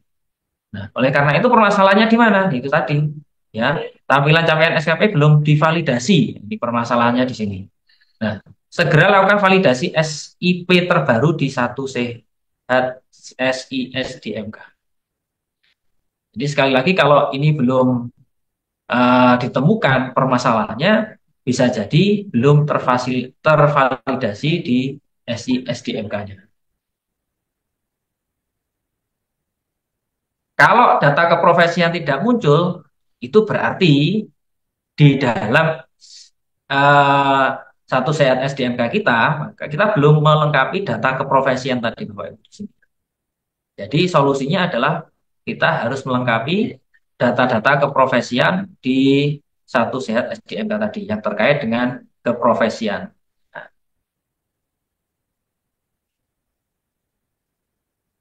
kalau permasalahannya terkait dengan kecukupan SKP pada dashboard, SKP platform dan logbook tidak sama, nah, maka langkahnya adalah ini, pastikan periode SIP sudah lengkap pada menu profil saya.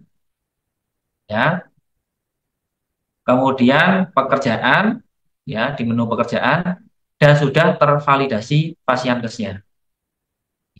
Kemudian pastikan juga bahwa dokumen yang diinput dan diupload sesuai dengan periode SIP-nya. Apabila masih ditemukan tidak sesuai, silakan menghubungi helpdesk-nya. Ini langkah-langkahnya ketika kecukupan SKP pada dashboard, SKP platform, dan logbook-nya tidak sama Bapak Ibu. Ini yang harus kita lakukan nanti. Ya, di sini dicontohkan kalau di dalam SKP ini ya, ini 56, ternyata di sini tidak sama 258,5. Ya nggak sama di sini. Maka langkah-langkahnya seperti ini.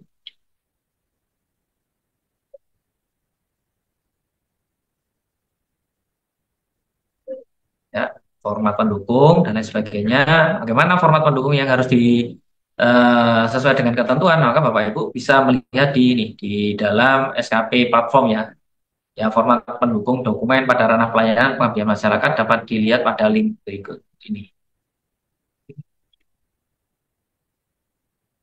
Nah, Bapak Ibu sekalian, jadi pelayanan yang kita lakukan yang sudah difasilitasi oleh pemerintah ini, semua jenis pelayanannya tidak dipungut biaya Bapak Ibu ya. Jadi jangan sampai kita kemudian apa namanya ya melakukan hal-hal yang sekiranya itu nanti akan merugikan kita sendiri ya, baik melalui perjudian ataupun hal-hal yang lain nanti yang eh, akan merugikan kita sendiri. Jadi pemerintah sudah memberikan fasilitas bagaimana pemenuhan SKP ini bisa secara mudah diperoleh oleh seluruh tenaga kesehatan dan tenaga medis khususnya di terapis gigi dan mulut. Barangkali itu Bapak Ibu yang bisa saya sampaikan. Mohon maaf apabila ada kekurangan ataupun kelebihan dari saya. Saya akhiri. Wassalamualaikum warahmatullahi wabarakatuh. Selamat sore dan kita bisa lanjutkan dengan sesi diskusi. Terima kasih. Saya kembalikan kepada moderator Fitri. Baik, terima kasih Pak Isnanto atas pemaparan materi yang telah disampaikan secara informatif. Semuanya insya Allah sudah tersampaikan begitu. Baik Bapak Ibu peserta dari teman-teman terapis gigi dan mulut, kiranya ada pertanyaan, langsung saja kita bisa buka sesi diskusi pada siang hari ini. Bisa langsung raise hand ataupun menuliskan di chat room begitu, Bapak Ibu. Kami di sini bertim begitu, jadi insya Allah nanti kami akan langsung menjawab kendala-kendala yang sering dihadapi oleh Bapak Ibu. Baik, ini sudah ada yang raise hand, Ibu Fatma dari DPD Papua. Silakan Bu, bisa langsung memberikan pertanyaannya. Langsung ini ya Pak Is ya, bisa dijawab begitu ya Pak Is? Ya, boleh, boleh. Ya.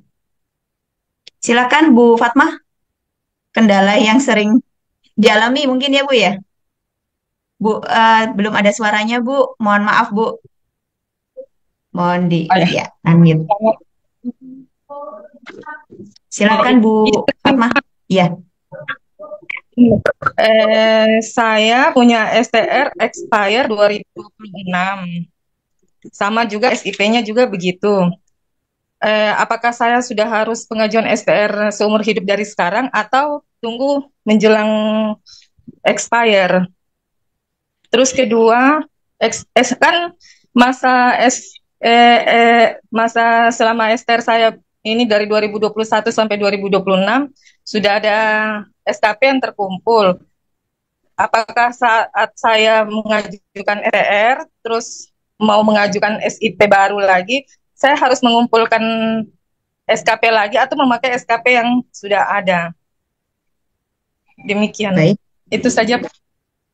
Ya, terima kasih Bu Fatma. Langsung dijawab oleh Pak Is atau mungkin Pak Bambang mungkin atau Pak Is langsung.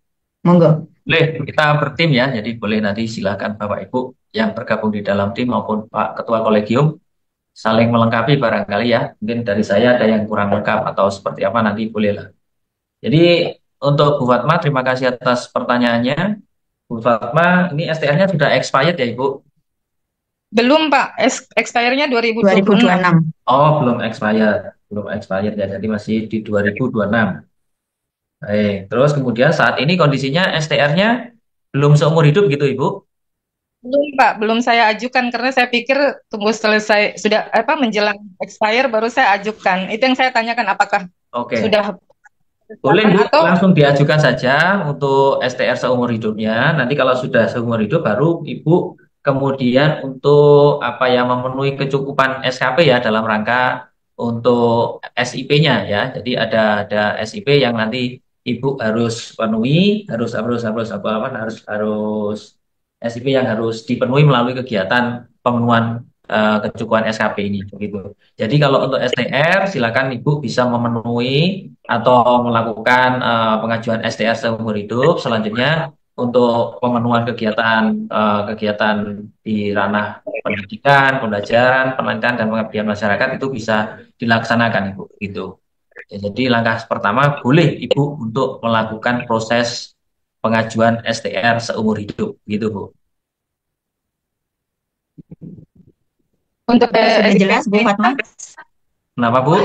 baru untuk SIP-nya Pak gimana? Tunggu expire lagi baru diajukan ya? Kalau yang terkait dengan SIP, SIP-nya sekarang posisinya sudah expired atau belum? Pak, sama Desember 2026 baru expire. Baik, kalau SIP-nya belum expired, maka Ibu bisa terus mengikuti kegiatan pemenuhan SKP ya. Dari kegiatan pembelajaran, kemudian kegiatan pengabdian, dan kegiatan di profesionalismenya. Dilanjutkan aja Bu itu. Begitu. Baik Pak. Nah, gitu ya. Ada dari tim yang mungkin bisa menambahkan lagi yang jawaban saya kalau misalkan ada yang perlu? Cukup ya? Ya, terima kasih. Assalamualaikum Pak Is. Saya Waalaikumsalam. tanya Bu Juliani, tuh Kak Iso. ini yang bicara siapa ya? Yang biar Ya, saya Bu. ini dari Isna ini, dari Oh, Pusdik Bu ini Isnaini. saya. Ya, Oh, bisa ini. Ya. ya. Pak Is, untuk apa ini pelayanan ya? Apa ini yang baksos itu loh Pak? Pengabdian masyarakat. Nah, itu kan kalau misalnya bikin sendiri dari instansi gitu boleh enggak, Ge? Udah, itu aja. Dapat SKP mboten gitu loh. Nah, terus itu kan nanti saya expirednya juga Desember tahun 2026 Oke. itu. Terus untuk mandiri, untuk praktek SIP mandirinya itu, SIP mandiri itu ah pengurusannya bagaimana? Saya kan memperpanjang juga gitu loh Pak Is ini nanti. Saya mohon petunjuk. Terus kalau memang ada persyaratan saya em, dikasih contoh Pak Is. Baik. Ya udah nanti saya ke Pak Is, nggih. Gitu aja. Terima kasih. Assalamualaikum warahmatullahi wabarakatuh. Waalaikumsalam warahmatullahi wabarakatuh. Waalaikumsalam warahmatullahi Nah, wabarakatuh. ini makasih ya. Untuk SIP, urusan SIP ini ke PTSP ya, atau Dinas Kesehatan ya, yang mengurusi tentang perizinan. Jadi nanti bisa langsung komunikasi. Yang terkait dengan kegiatan pemenuhan SKP di verifikator ya, terutama yang tadi yang ditanyakan yang terkait dengan kegiatan pengabdian masyarakat ya. Kalau Bapak Ibu atau Bu Isna ini mau melaksanakan kegiatan pengabdian masyarakat, boleh melakukan dengan catatan itu tadi ya. Yang pertama dari sisi sasaran ya. Sasaran itu minimal kegiatan ini diikuti oleh 20 sasaran ya secara komunitas. Dan kegiatan itu nanti harus ada apa ya yang mengetahui atau yang memvalidasi kegiatan Ibu ini, Bu Isna ini ya. Siapa yang memvalidasi? Boleh instansi Bapak Ibu. Ya, jadi Bapak Ibu, instansi Oke, Bapak Ibu harus siap. memberikan keterangan bahwa Bu Isna ini telah melakukan kegiatan pengabdian masyarakat. Kegiatan Ya, nah, masyarakat. itu Ye. untuk bukti kegiatannya apa? Surat tugas disertai dengan kop, kemudian Surat ada perintah sampel, ya seperti itu. Ya. pelaksanaan. Nah, itu Ye. boleh. Ya, itu monggo Ya, dan seperti itu. sprintnya ya. Ya, jadi yang terpenting di sini Siap. syarat-syarat sesuai dengan ketentuan pedoman itu terpenuhi. Ya, jadi Ya, tidak harus dilaksanakan dokumentasi juga, secara Ge, Pak Ge. ya, Aduh, dokumentasi mati. juga. Nanti di tim verifikator juga biasanya kesulitannya adalah apa ya? Ini yakin bener nggak sih gitu kan ya? Oh, Tapi pripun, Mbak? kesulitannya di situ. Kesulitan. Kesulitan. Halo. Halo. Ya, Oh, jadi tim gitu. verifikatornya akan kesulitan, akan ragu ketika hanya menuliskan di situ ini kegiatannya benar apa enggak. Nah, jadi sebaiknya ya dari Bu Isna ini nanti Oke, juga bisa siap. memberikan data tambahan kalau menurut kami ya, sehingga bisa meyakinkan tim verifikator ini memberikan SKP sesuai dengan ketentuannya. Selain surat tugas atau Oh, ya laporan kegiatan ya. ya, begitu Oke. ya. Ye, Ya, oke. ye, Ya, terima kasih. ye, terima kasih. Ye. Ada lagi? Pak, mohon izin saya bacakan yang dari chatroom ya. Ya, boleh. Dari Bu Dewi, dari siapa ini ya? Sebentar. Dari Bu Andia. Izin bertanya bagaimana dari pelayanan bisa langsung terkait ke Satu Sehat yang melalui RME itu ya maksudnya ya Bu Andia. Atau mungkin bisa langsung bertanya di sini Bu Andia. Pertanyaannya kurang jelas ya Mbak Fit. Iya, kurang Ya. spesifik Bu Andia mungkin ya. Atau saya lanjutkan aja. Jadi dari Bu Dewi Wahyuning Basuki, untuk ranah pengabdian masyarakat bila sudah melakukan penyuluhan di bulan Oktober 2024, sedangkan SIP berlaku 20 Desember 2024 sampai dengan 19 Desember 2029. Apakah penyuluhan di kantor bisa diupload di pelataran sehat disertai surat tugas dari instansi tersebut? Begitu. Ini kegiatannya bulan Oktober, Pak Isnanto. Untuk ranah Penyuluhannya pengabdian bulan Oktober masyarakat bila sudah 2024, tapi melakukan masa penyuluhan, SIP-nya Desember 2024 sampai Desember 2029. Artinya lampau. sudah lampau ya, sudah lewat ya ini ya. Iya, Iya, kalau sudah lewat tidak artinya sesuai dengan masa berlaku SIP, Pak. iya. Tuh. Ya, jadi Jadi tidak bisa. belum bisa. Ya, itu ya. Harus sesuai dengan masa SIP ya, Bu. Tuh. Siapa ini? Bu Dewi Wahyuning ya. Kegiatan semua ranah harus sesuai dengan masa berlaku SIP. Untuk verifikasi penginputan sertifikat berapa hari? Kami sudah disinggung oleh Pak Isnanto, oleh Pak Bambang. Kami melakukan verifikasi berdasarkan prioritas begitu Prioritas ya, ya, Pak. prioritas ya. Jadi diutamakan yang Ya, masa habisnya kurang 6 bulan ya, ya, atau kemudian nanti kita utamakan yang 2025 itu. Terkait ya. dengan berapa hari misalkan kita sebenarnya sudah ada ketentuan dan kita upayakan tidak apa namanya tidak melebihi waktu ya itu. Ini ada lagi Pak, banyak sekali ini di chatroom Pak. Selamat siang, Assalamualaikum warahmatullahi wabarakatuh. Dari Bu Suryati Ismail, jurusan Kesehatan Gigi. Jika STR-nya sudah seumur hidup, tapi SIP-nya sudah expired tahun 2016. Pak Bambang, ini ya ditemuin lagi Pak, SIP expired tahun SIP 2016. Apakah SKP terkumpul yang dulu selama ini dilakukan bisa digunakan? Mungkin monggo dijawab Pak Bambang, Pak Is. Pak Bambang mau jawab dulu? Oke, ya, Ya, saya maaf silakan. sambil nyambi di tetangga sebelah nih Newson Stand Club. Oh ya ya. Oke, terkait dengan SIP, siapa tadi yang tanya Mbak Fitri? Bu Suryati Ismail, Ya, Pak. jadi STR-nya sudah seumur hidup, ya, SIP-nya sudah expired 2016. ya. 9 Berarti tahun ini. untuk Bapak Pak Ismail itu sebagai terapis gigi itu sudah terregistrasi, STR-nya sudah sah.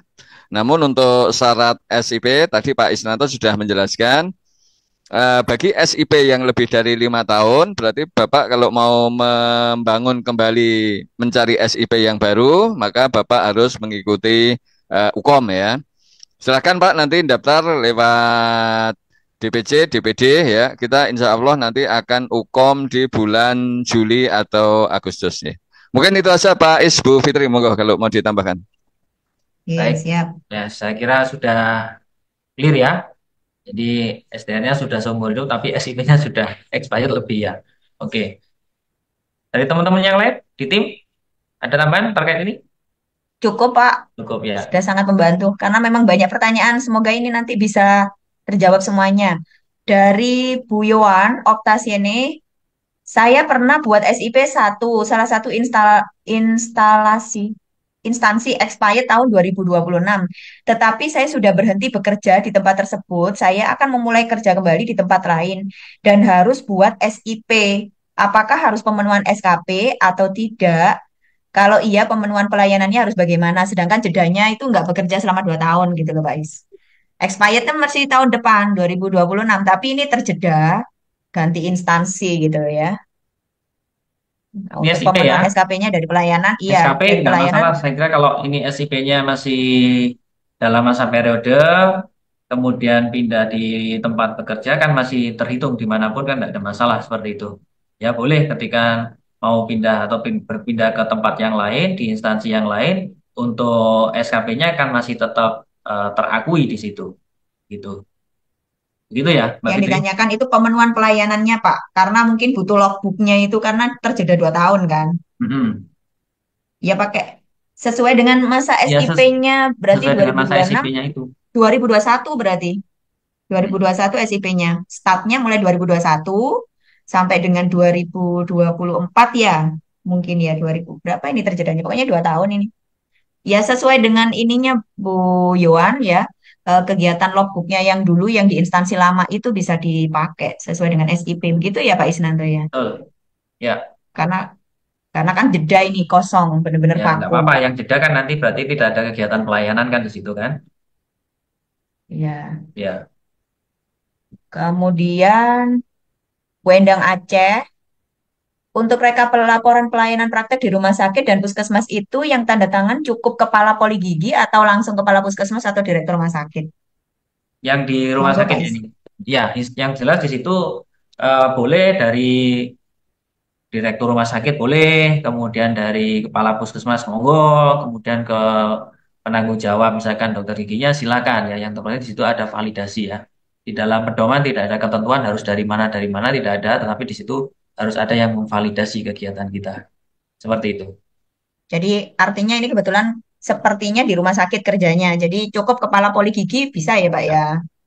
Begitu ya Bu Endang ya. Jadi untuk validasi pimpinan tidak nggak apa namanya birokrasi misalkan terlalu sulit ke direktur rumah sakit cukup ke kepala ruangan di poli gigi begitu. Ada lagi dari Bulia, hampir sama sih. Maaf mau tanya untuk upload logbook di ranah pelayanan atau profesionalisme bagian mana ya? Tadi sudah dijelaskan sama Pak Ya, Isadi ya Bu ya. tadi Mungkin sudah kita ketinggalan jelasin atau nanti bisa boleh di-share lagi lah untuk apa ya namanya diulang filenya di ya. YouTube karena ini kan juga Ya, ya. ada di YouTube juga ya. Izin Bu, Pak, Oh bertanya. iya Bu Yuliani. Iya, uh, Oh mau langsung yang raise hand. Monggo Bu Yuliani menyampaikan kendalanya seperti apa. Monggo Terima Bu. kasih ya Pak, Bu atas kesempatan yang telah diberikan. Perkenalkan nama saya Yuliani, Pak Bu, saya dari DPC Batam. Ini mengenai tadi kan dari SKP platform Pak. Itu di dalam SKP platformnya kan ada pembagian-pembagian itu. Ada keadaan umum dan ada keadaan khusus. Keadaan umum itu pembagiannya ada 45% pembelajaran, 35% pelayanan, 5% pengabdian. Jadi totalnya kan 85%. Yang 15%-nya kita ambil dari mana gitu ya Pak ya. Jadi biar kita lebih tahu lagi Pak, itu keadaan umum itu seperti apa dan keadaan khusus itu seperti apa. Kemudian Pak, yang mau saya tanyakan seperti pelayanan yang kita pakai logbook, itu kita kan dari sistem puskesmas kan sudah pakai aplikasi e-pus. Itu bisa dalam berbentuk Excel. Itu kita membuat logbooknya per pasienkah atau eh, yang tadi contoh yang Bapak itu kan per 6 bulan atau per tahun gitu kan Pak. Yang saya tanyakan kita memang membuat nama pasiennya atau seperti apa gitu Pak logbooknya gitu Pak yang lebih lengkapnya. Atau cukup kita memakai Excel yang udah ada di aplikasi Epus itu kan udah lengkap itu Pak. Nanti kita tinggal mengurangi apa aja kolom yang tidak kita pergunakan atau seperti apa gitu Pak. Mohon penjelasannya Pak. Terima kasih. Baik, Bu Yuliani ya. Terima kasih atas pertanyaannya ya. Jadi tadi sudah saya sampaikan untuk proporsi ranah pemenuhan SKP ya. Jadi ada prosentasenya 45 untuk pembelajaran, pelayanan 35, pengabdiannya 5% gitu kan ya. Totalnya 85 ya. 85%. 85% ini kalau 100% kan kurang 15% gitu kan. Nah, yang 15% ini boleh Bu Yuli mengambil dari ranah manapun silakan. Oke. Gitu ya. Oke, clear ya. Ya, Pak. Oke. Baik, yang kedua, tadi ada yang terkait dengan kondisi khusus ya. Di kondisi khusus ini prosentasenya berbeda, Bu. Kondisi khusus ini untuk daerah terpencil, kepulauan seperti itu, Bu. Ya, itu prosentasenya untuk pembelajaran itu hanya 25%, pelayanannya yang banyak, Bu. Pelayanannya 55% dan untuk pengabdiannya sama 5%. Gitu ya. Jadi ini memang untuk daerah-daerah khusus yang apa namanya yang daerah-daerah terpencil, kepulauan ya seperti itu ya. Jadi prosentasenya berbeda tetapi caranya sama. Ketika itu kurang 15%, mengambilnya dari mana? Boleh dari ranah manapun. Gitu Bu Yulia. Baik. Oke. Terus kemudian yang terkait dengan logbook Bu ya.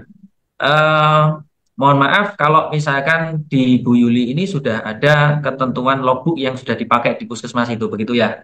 Iya Pak, Ya. misal. Nah, di tempat Ibu dengan di tempat lain, ini kan ada potensi berbeda-beda kan, Bu. Nah, ini akan menyulitkan kita untuk memberikan penilaian nanti. Jadi tidak ada kesamaan. Meskipun di tempat Ibu mungkin sudah sistematis ya, tapi mungkin tempat lain juga sistematis juga. Tapi kan variasinya banyak, Bu. Gitu ya. Jadi kita kembali kepada pedoman. Kembali ke pedoman ya bentuknya ya seperti di dalam pedoman itu. Ada kopnya, ada nama instansinya, ada namanya, ada identitasnya, begitu kan? Ada periodenya, kemudian kegiatannya apa saja. Kalau itu kurang, misalkan dibuat dalam bentuk 6 bulan sekali, ya mulai bulan Januari sampai dengan Juni, kemudian Juli sampai Desember. Kalau mau setahun ya berarti Januari sampai Desember kan gitu, ya. Terus kemudian di situ nanti pelayanannya diberikan kepada berapa pasien, per bulannya berapa pasien. Itu nanti silakan dituliskan mengikuti template yang ada di pedoman.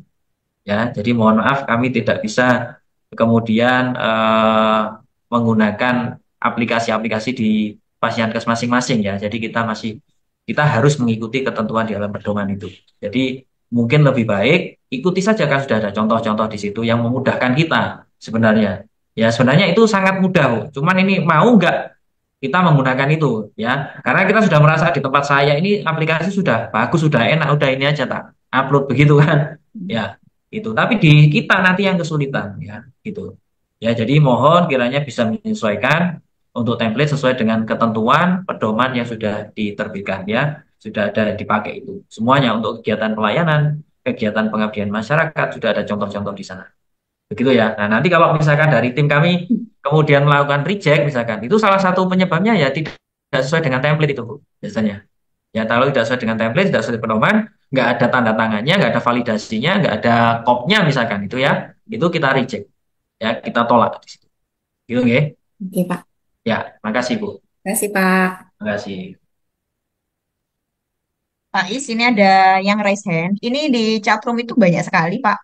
Sekitar 45 pertanyaan lagi mungkin ya. Tapi karena kita juga dibatasi oleh waktu yang Ya, kalau 45 pertanyaan ini harus dijawab semua, nanti selesainya mungkin sampai jam berapa ya. ya Mungkin nanti Pak Isnanto kita ini menghendaki aja, nggak berapa apa-apa. Nanti kalau pertanyaan misalnya ada lagi. pertanyaan kan ada WA group, kemudian kan di situ Ya, juga sudah ada apa namanya ya, media-media yang bisa kita gunakan untuk saling komunikasi ya, seperti itu. Iya. ya, Karena kalau di sini mungkin keterbatasan waktu mungkin ya seperti itu ya. ya. Ya, boleh yang resen. Ya, yang raise hand ini dari PKM Bugul Kidul. Silahkan, Bapak atau Assalamualaikum Ibu ini. warahmatullahi Ibu Oh, Siam Ibu. dari Pusimas Bogor Ya, Kidul. silahkan, Bu. Ya, izin bertanya Pak Isnanto. Tadi disebutkan bahwa proporsi pemenuhan SKP dalam pembelajaran tiap tahunnya adalah 20%. Seandainya kita tidak memenuhi proporsi tersebut, tapi jumlah SKP yang kita kumpulkan adalah sebesar 45% dalam 5 tahun, itu apakah diperbolehkan atau nanti di-approve gitu? Seandainya tidak memenuhi yang proporsi tadi dalam tiap tahunnya. Terima kasih. Ya, jadi untuk proporsi pembelajaran ini kan sudah diatur di sana ya. Untuk TGM itu 45% dari 50 SKP ya. Kurang lebih sekitar 22,5 SKP ya. Yang nanti harus dipenuhi selama 5 tahun. Selama 5 tahun itu harus terpenuhi. Terus kemudian di situ ada ketentuan bahwa wajib memenuhi 20% SKP pembelajaran per tahun. Ya, kalau namanya wajib ya harus ya gitu ya. Ya, jadi per tahun 20%, berarti 20% dari 22,5 SKP. Kan gitu. Betul ya, Bu Fitri? Betul, Ya, berarti Pak. per tahunnya itu kalau 22 kita bagi 5, itu kan rata-rata per tahunnya kita harus mengumpulkan sebanyak 4 atau 5 SKP minimal dalam tiap tahunnya. Ya, Nah, misalnya kita mundur ke belakang, di tahun yang sebelum dari ini kita di bawah dari itu, pripun solusinya? yang ke belakang itu yang gimana, Bu, maksudnya, Bu? Misalnya itu kan saya nanti habisnya di tahun 2027, tetapi SKP saya kan seharusnya ngumpulkan dari 22 sampai 27. Di tahun 2002 itu nggak sampai 4 atau 5 gitu loh, Pak. di yang tahun-tahun belakangnya. Tapi di mulai tahun 2023, 2024 ini kita upayakan untuk sesuai dengan proporsinya yaitu di atas 20%. Jadi total nanti selama 5 tahun itu tercukupi 22 SKP atau 45% dari persentase pengumpulan SKP di pembelajaran. Ripun. Oke, ini ya. Untuk kegiatan pembelajaran itu sebenarnya kan sudah difasilitasi di pelataran sehat. Jadi untuk ranah pembelajaran ini dilakukan di pelataran sehat semuanya. Ya, itu sejak 1 Maret 2024 kan itu. Ya kan? Nah, berarti kalau sebelum tanggal tersebut, tahun tersebut, kegiatannya ini masih sifatnya belum dikelola oleh LMS itu, belum dikelola oleh pelataran sehat. Nah, supaya mendapat pengakuan bagaimana? Tadi kan bisa melakukan upload manual. Ya, SKP yang bisa diupload di manual itu ya tergantung dari sertifikatnya kan gitu. Ya, sertifikat di dalam SKP itu mencantumkan berapa SKP. Ketentuan 20% SKP pembelajaran per tahun itu berlakunya kan sejak diberlakukannya ketentuan undang-undang ini. Gitu. Artinya itu diberlakukan pada 1 Maret 2024 itu. Gitu ya. Nah, kalau di 2022 ini kan belum. Jadi seadanya saja dulu dipenuhi, tetap dipenuhi ya. Dipenuhi. Kemudian nanti kan kita ngelihatnya itu untuk pemenuhan terpenuhi dan tidaknya itu kan nanti di 5 tahun seperti itu ya.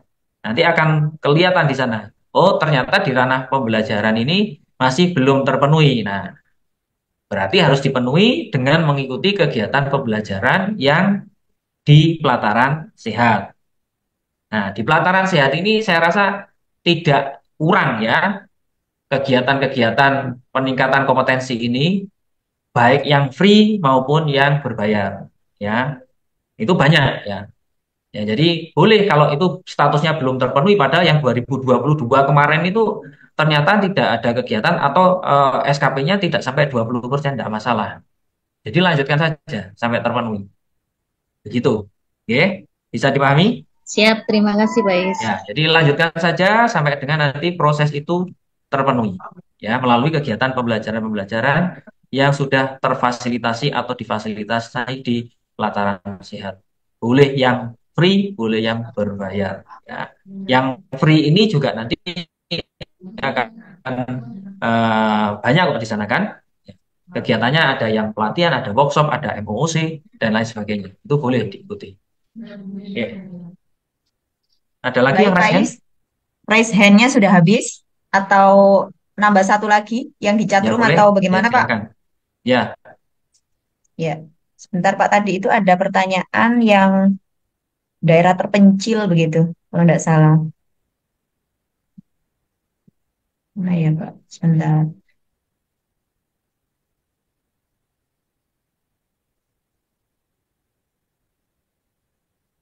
Harus ke atas lagi. Hmm, bentar. Oh ini loh. Dari Bu Yufna Rizda, untuk ranah pelayanan di situ diminta 25 pasien per bulannya. Tapi di tempat kami di desa terpencil kadang 1 bulan itu pasiennya tidak sampai 25 pasien, Pak. Itu gimana? Mohon penjelasannya. ya.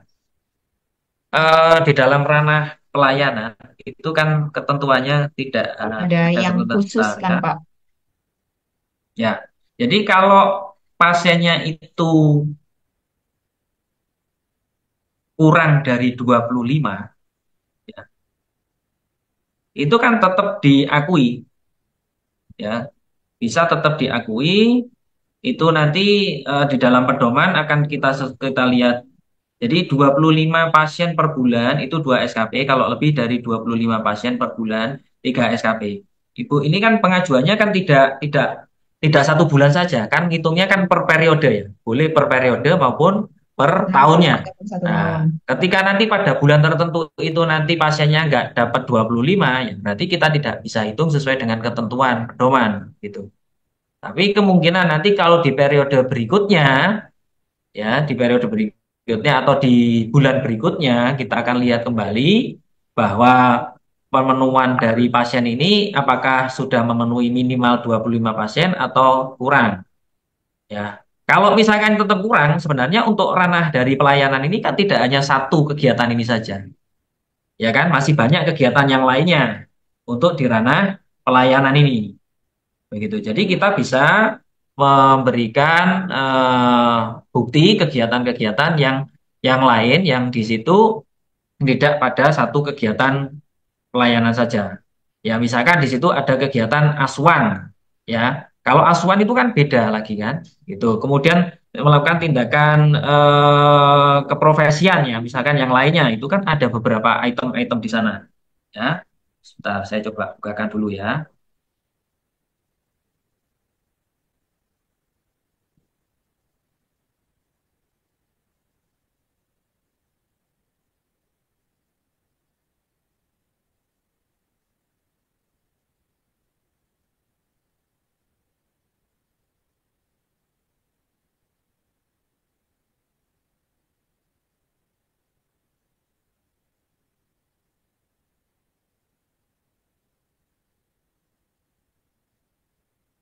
Nah, misalkan ini ada kegiatan yang sifatnya pelayanan administrasi keprofesian, ya.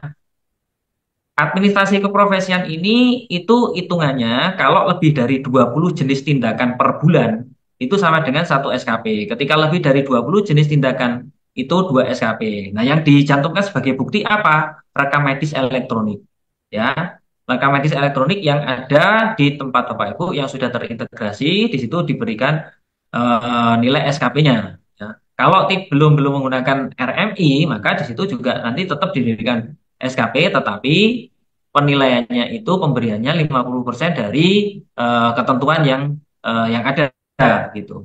Jadi tidak hanya pada satu kegiatan saja untuk memenuhi kegiatan di ranah pelayanan ini. Masih banyak kegiatan-kegiatan yang lain yang diberikan SKP. Contohnya yang tadi pelayanan keprofesian, kemudian asuhan ya, atau kegiatan yang non asuhan. Kalau asuhan ini kan berarti asuhan kesehatan gigi yang kita laksanakan di tempat kita masing-masing, di pelayanan kesehatan gigi masing-masing. Melakukan proses assessment, ya, pengkajian, kemudian membuat suatu perencanaan, melakukan implementasi, evaluasi, itu beda dengan yang kegiatan hanya sifatnya pemeriksaan tadi. Ini yang sifatnya asuhan. Kalau asuhan itu hitungannya kalau kurang dari 10 kegiatan itu dapat satu SKP. Lebih dari 10 kegiatan itu 2 SKP. Hitungannya per pasien. Jadi masih banyak kegiatan yang lain yang sekiranya di situ bisa kita dapatkan SKP-nya untuk memenuhi ranah di pelayanan profesional ini. Ya, jadi jangan khawatir dari Bapak Ibu ini kalau tidak memenuhi dari jumlah pasiennya ya, kemudian tidak mendapatkan SKP, saya rasa juga tidak karena ada berapa item ini. Sebentar, saya lihat pedomannya dulu ya. Saya lihat pedomannya itu ada 20 kegiatan di ranah pelayanan ya yang bisa Bapak Ibu eh, laksanakan atau tunjukkan bukti-buktinya sehingga nanti bisa mendapatkan SKP di situ ya. Misalkan di situ Bapak Ibu juga melakukan kegiatan publikasi ilmiah, ini kan juga boleh, ya, boleh. Kemudian mengikuti diskusi internal itu juga boleh, ya. Jadi kegiatannya tidak hanya yang terkait dengan kegiatan apa namanya pemeriksaan saja, tidak, ya. Jadi banyak kegiatan-kegiatan yang di situ bisa kita berikan SKP pada ranah pelayanan ini. Jangan khawatir menurut saya ya, jadi nggak usah kemudian oh ini nggak bisa nggak dapat SKP enggak. Nanti sebenarnya kita sudah berikan ya, kita share pedoman-pedoman itu di seluruh teman-teman ini melalui profesi kan sudah kita share di sana. Ya mungkin belum sempat untuk membaca kembali saja seperti itu. Begitu Bu Fitri. Ya, Kalau ada terima tambahan kasih Pak silakan. Is. Kalau sudah cukup Pak, jadi memang tidak hanya terfokus pada pasien aja ya, Bapak Ibu semuanya untuk mendapatkan ranah pelayanan begitu yang sudah dipaparkan oleh Pak Isnanto sesuai dengan KMK di tahun 2024. Ini ada yang raise hand, mungkin ini langsung terakhir ya Pak ya. Raise hand Ya, satu Pak dari belum Aceh. Bu. Ya, Mohon maaf silakan Bapak Bu. Ibu ya, jadi ini langsung apa namanya kita batasi karena memang waktu sudah menunjukkan jam 15 lebih 9 menit. dari Bu Mai, TGM Aceh, Pak Isnanto. Ya, Silakan Bu Mai. silakan Bu Mai, Ibu atau Terima Mohon kasih maaf. Bapak sama Ibu waktunya. Ini yang mau saya tanyakan, tahun kemarin kami ada mendapat surat tugas dari instansi untuk melakukan pemeriksaan gigi gratis di lapas anak. Jadi untuk bukti jika kami untuk mendapatkan SKP kami upload di akun Satu Sehat, kami cuma hanya dapat surat tugas aja, sedangkan bukti dokumentasinya tidak ada karena dari lapas anaknya kami tidak diizinkan untuk melakukan foto dokumentasi. Itu bagaimana Pak? Apa bisa hanya surat tugas aja dan kami upload untuk mendapatkan SKP-nya di bagian ranah apa gitu? Itu aja Pak pertanyaannya. Terima kasih. Ya, saya kira kalau kesulitannya terkait dokumentasi, karena ini memang tidak diperkenankan, ya silakan Bu, tidak apa-apa Bu, di-upload saja ya kegiatan itu ya, surat tugasnya ya. Yang terpenting ada surat keterangan yang menerangkan bahwa kegiatan itu dilaksanakan dengan betul-betul ya. Tentunya di situ kan ada yang memvalidasi, yang memberikan keterangan, membubuhkan tanda tangan di sana. Saya kira tidak masalah Bu, monggo saja itu nanti di-upload ya, untuk nanti bisa kami berikan verifikasi kegiatan dan kita berikan SKP-nya. Begitu Bu. Yang ditanyakan Pak Bu Mai itu tadi kegiatan pemeriksaannya itu tadi kan di lapas anak. Nah, itu diupload di bagian ranah pelayanan atau Pengmas begitu ya Bu Mai ya? Iya Bu. Gitu. Oh, di situ ya. Ya. Kalau yang tadi itu di ranah di pengabdian masyarakat, itu kan juga ada suatu berita acara kan di sana. Ya kan? Jadi boleh bisa masuk di pengabdian masyarakat boleh. Ya. Kalau di Pengma di pelayanan itu bukan kegiatan yang sifatnya rutin. Ya, kalau pelayanan itu yang sifatnya rutin. Ya, tupoksi rutin di pelayanan kita. Kalau itu kan sifatnya insidentil ya. Insidentil ya Pak ya? Itu. Seperti Ya, insidentil. itu ya. Di luar pelayanan. Itu maksudnya di pengabdian. Ya. Di-upload di pengabdian ya Bu Mai? Ya, pengabdian. Iya Bu. Iya, makasih Ya. Bu. Makasih Pak Ya. jawabannya. Ya. Ya, terima kasih. Mungkin cukup Bu Fitri ya. Nggih, sampun Pak. Sudah jam 3 lebih. Baik, terima kasih Bapak Ibu semuanya. Mohon maaf kalau memang belum bisa kami jawab satu persatu melalui secara live langsung begitu oleh narasumber dan juga tim verifikator serta Bapak kolegium kita, Bapak Ketua kolegium kita. Baik, Bapak Ibu yang kami hormati, demikianlah sesi pemaparan dan diskusi terkait dengan update informasi pemenuhan kecukupan SKP dan penggunaan platform SKP sebagai solusi kendala lapangan yang tadi sudah disampaikan langsung oleh Mbak Isnanto secara lengkap begitu. Semoga informasi ini memberikan pemahaman yang lebih menyeluruh dan mendorong kita semua untuk terus berkomitmen dalam peningkatan kompetensi profesional sebagai seorang terapis gigi dan mulut dalam rangka meningkatkan mutu pelayanan kesehatan gigi dan mulut yang lebih baik di masyarakat. Kami ucapkan terima kasih kepada Pak Isnanto, Pak Bambang, Ketua Kolegium, kemudian kami ucapkan juga terima kasih pada SES, Bu Yuni, Bu Nova, dan tim Ditmutu Kemenkes atas kesempatannya dan seluruh peserta yang telah aktif menyimak dan berpartisipasi dari mulai siang hingga sore hari ini. Sebelum saya akhiri sesi ini, izinkan saya menutupnya dengan pantun terlebih dahulu ya Bapak Ibu ya. Ke kebun teh naik sepeda, ditemani hujan gerimis manja. Karena masih gerimis ya Bapak Ibu ya. SKP kini makin mudah tersedia karena sudah ada platform dan bimbingan dari Kolegium TGM tercinta. Baik, saya Siti Fitria Ulfa selaku moderator mohon pamit undur diri dari sesi ini atas perhatian dan partisipasi dari Bapak Ibu semuanya. Saya ucapkan terima kasih. Selanjutnya kami kembalikan ke pembawa acara Ibu Nova untuk melanjutkan jalannya kegiatan pada sore hari ini. Saya akhiri. Wabillahi taufik walhidayah. Wassalamualaikum warahmatullahi wabarakatuh.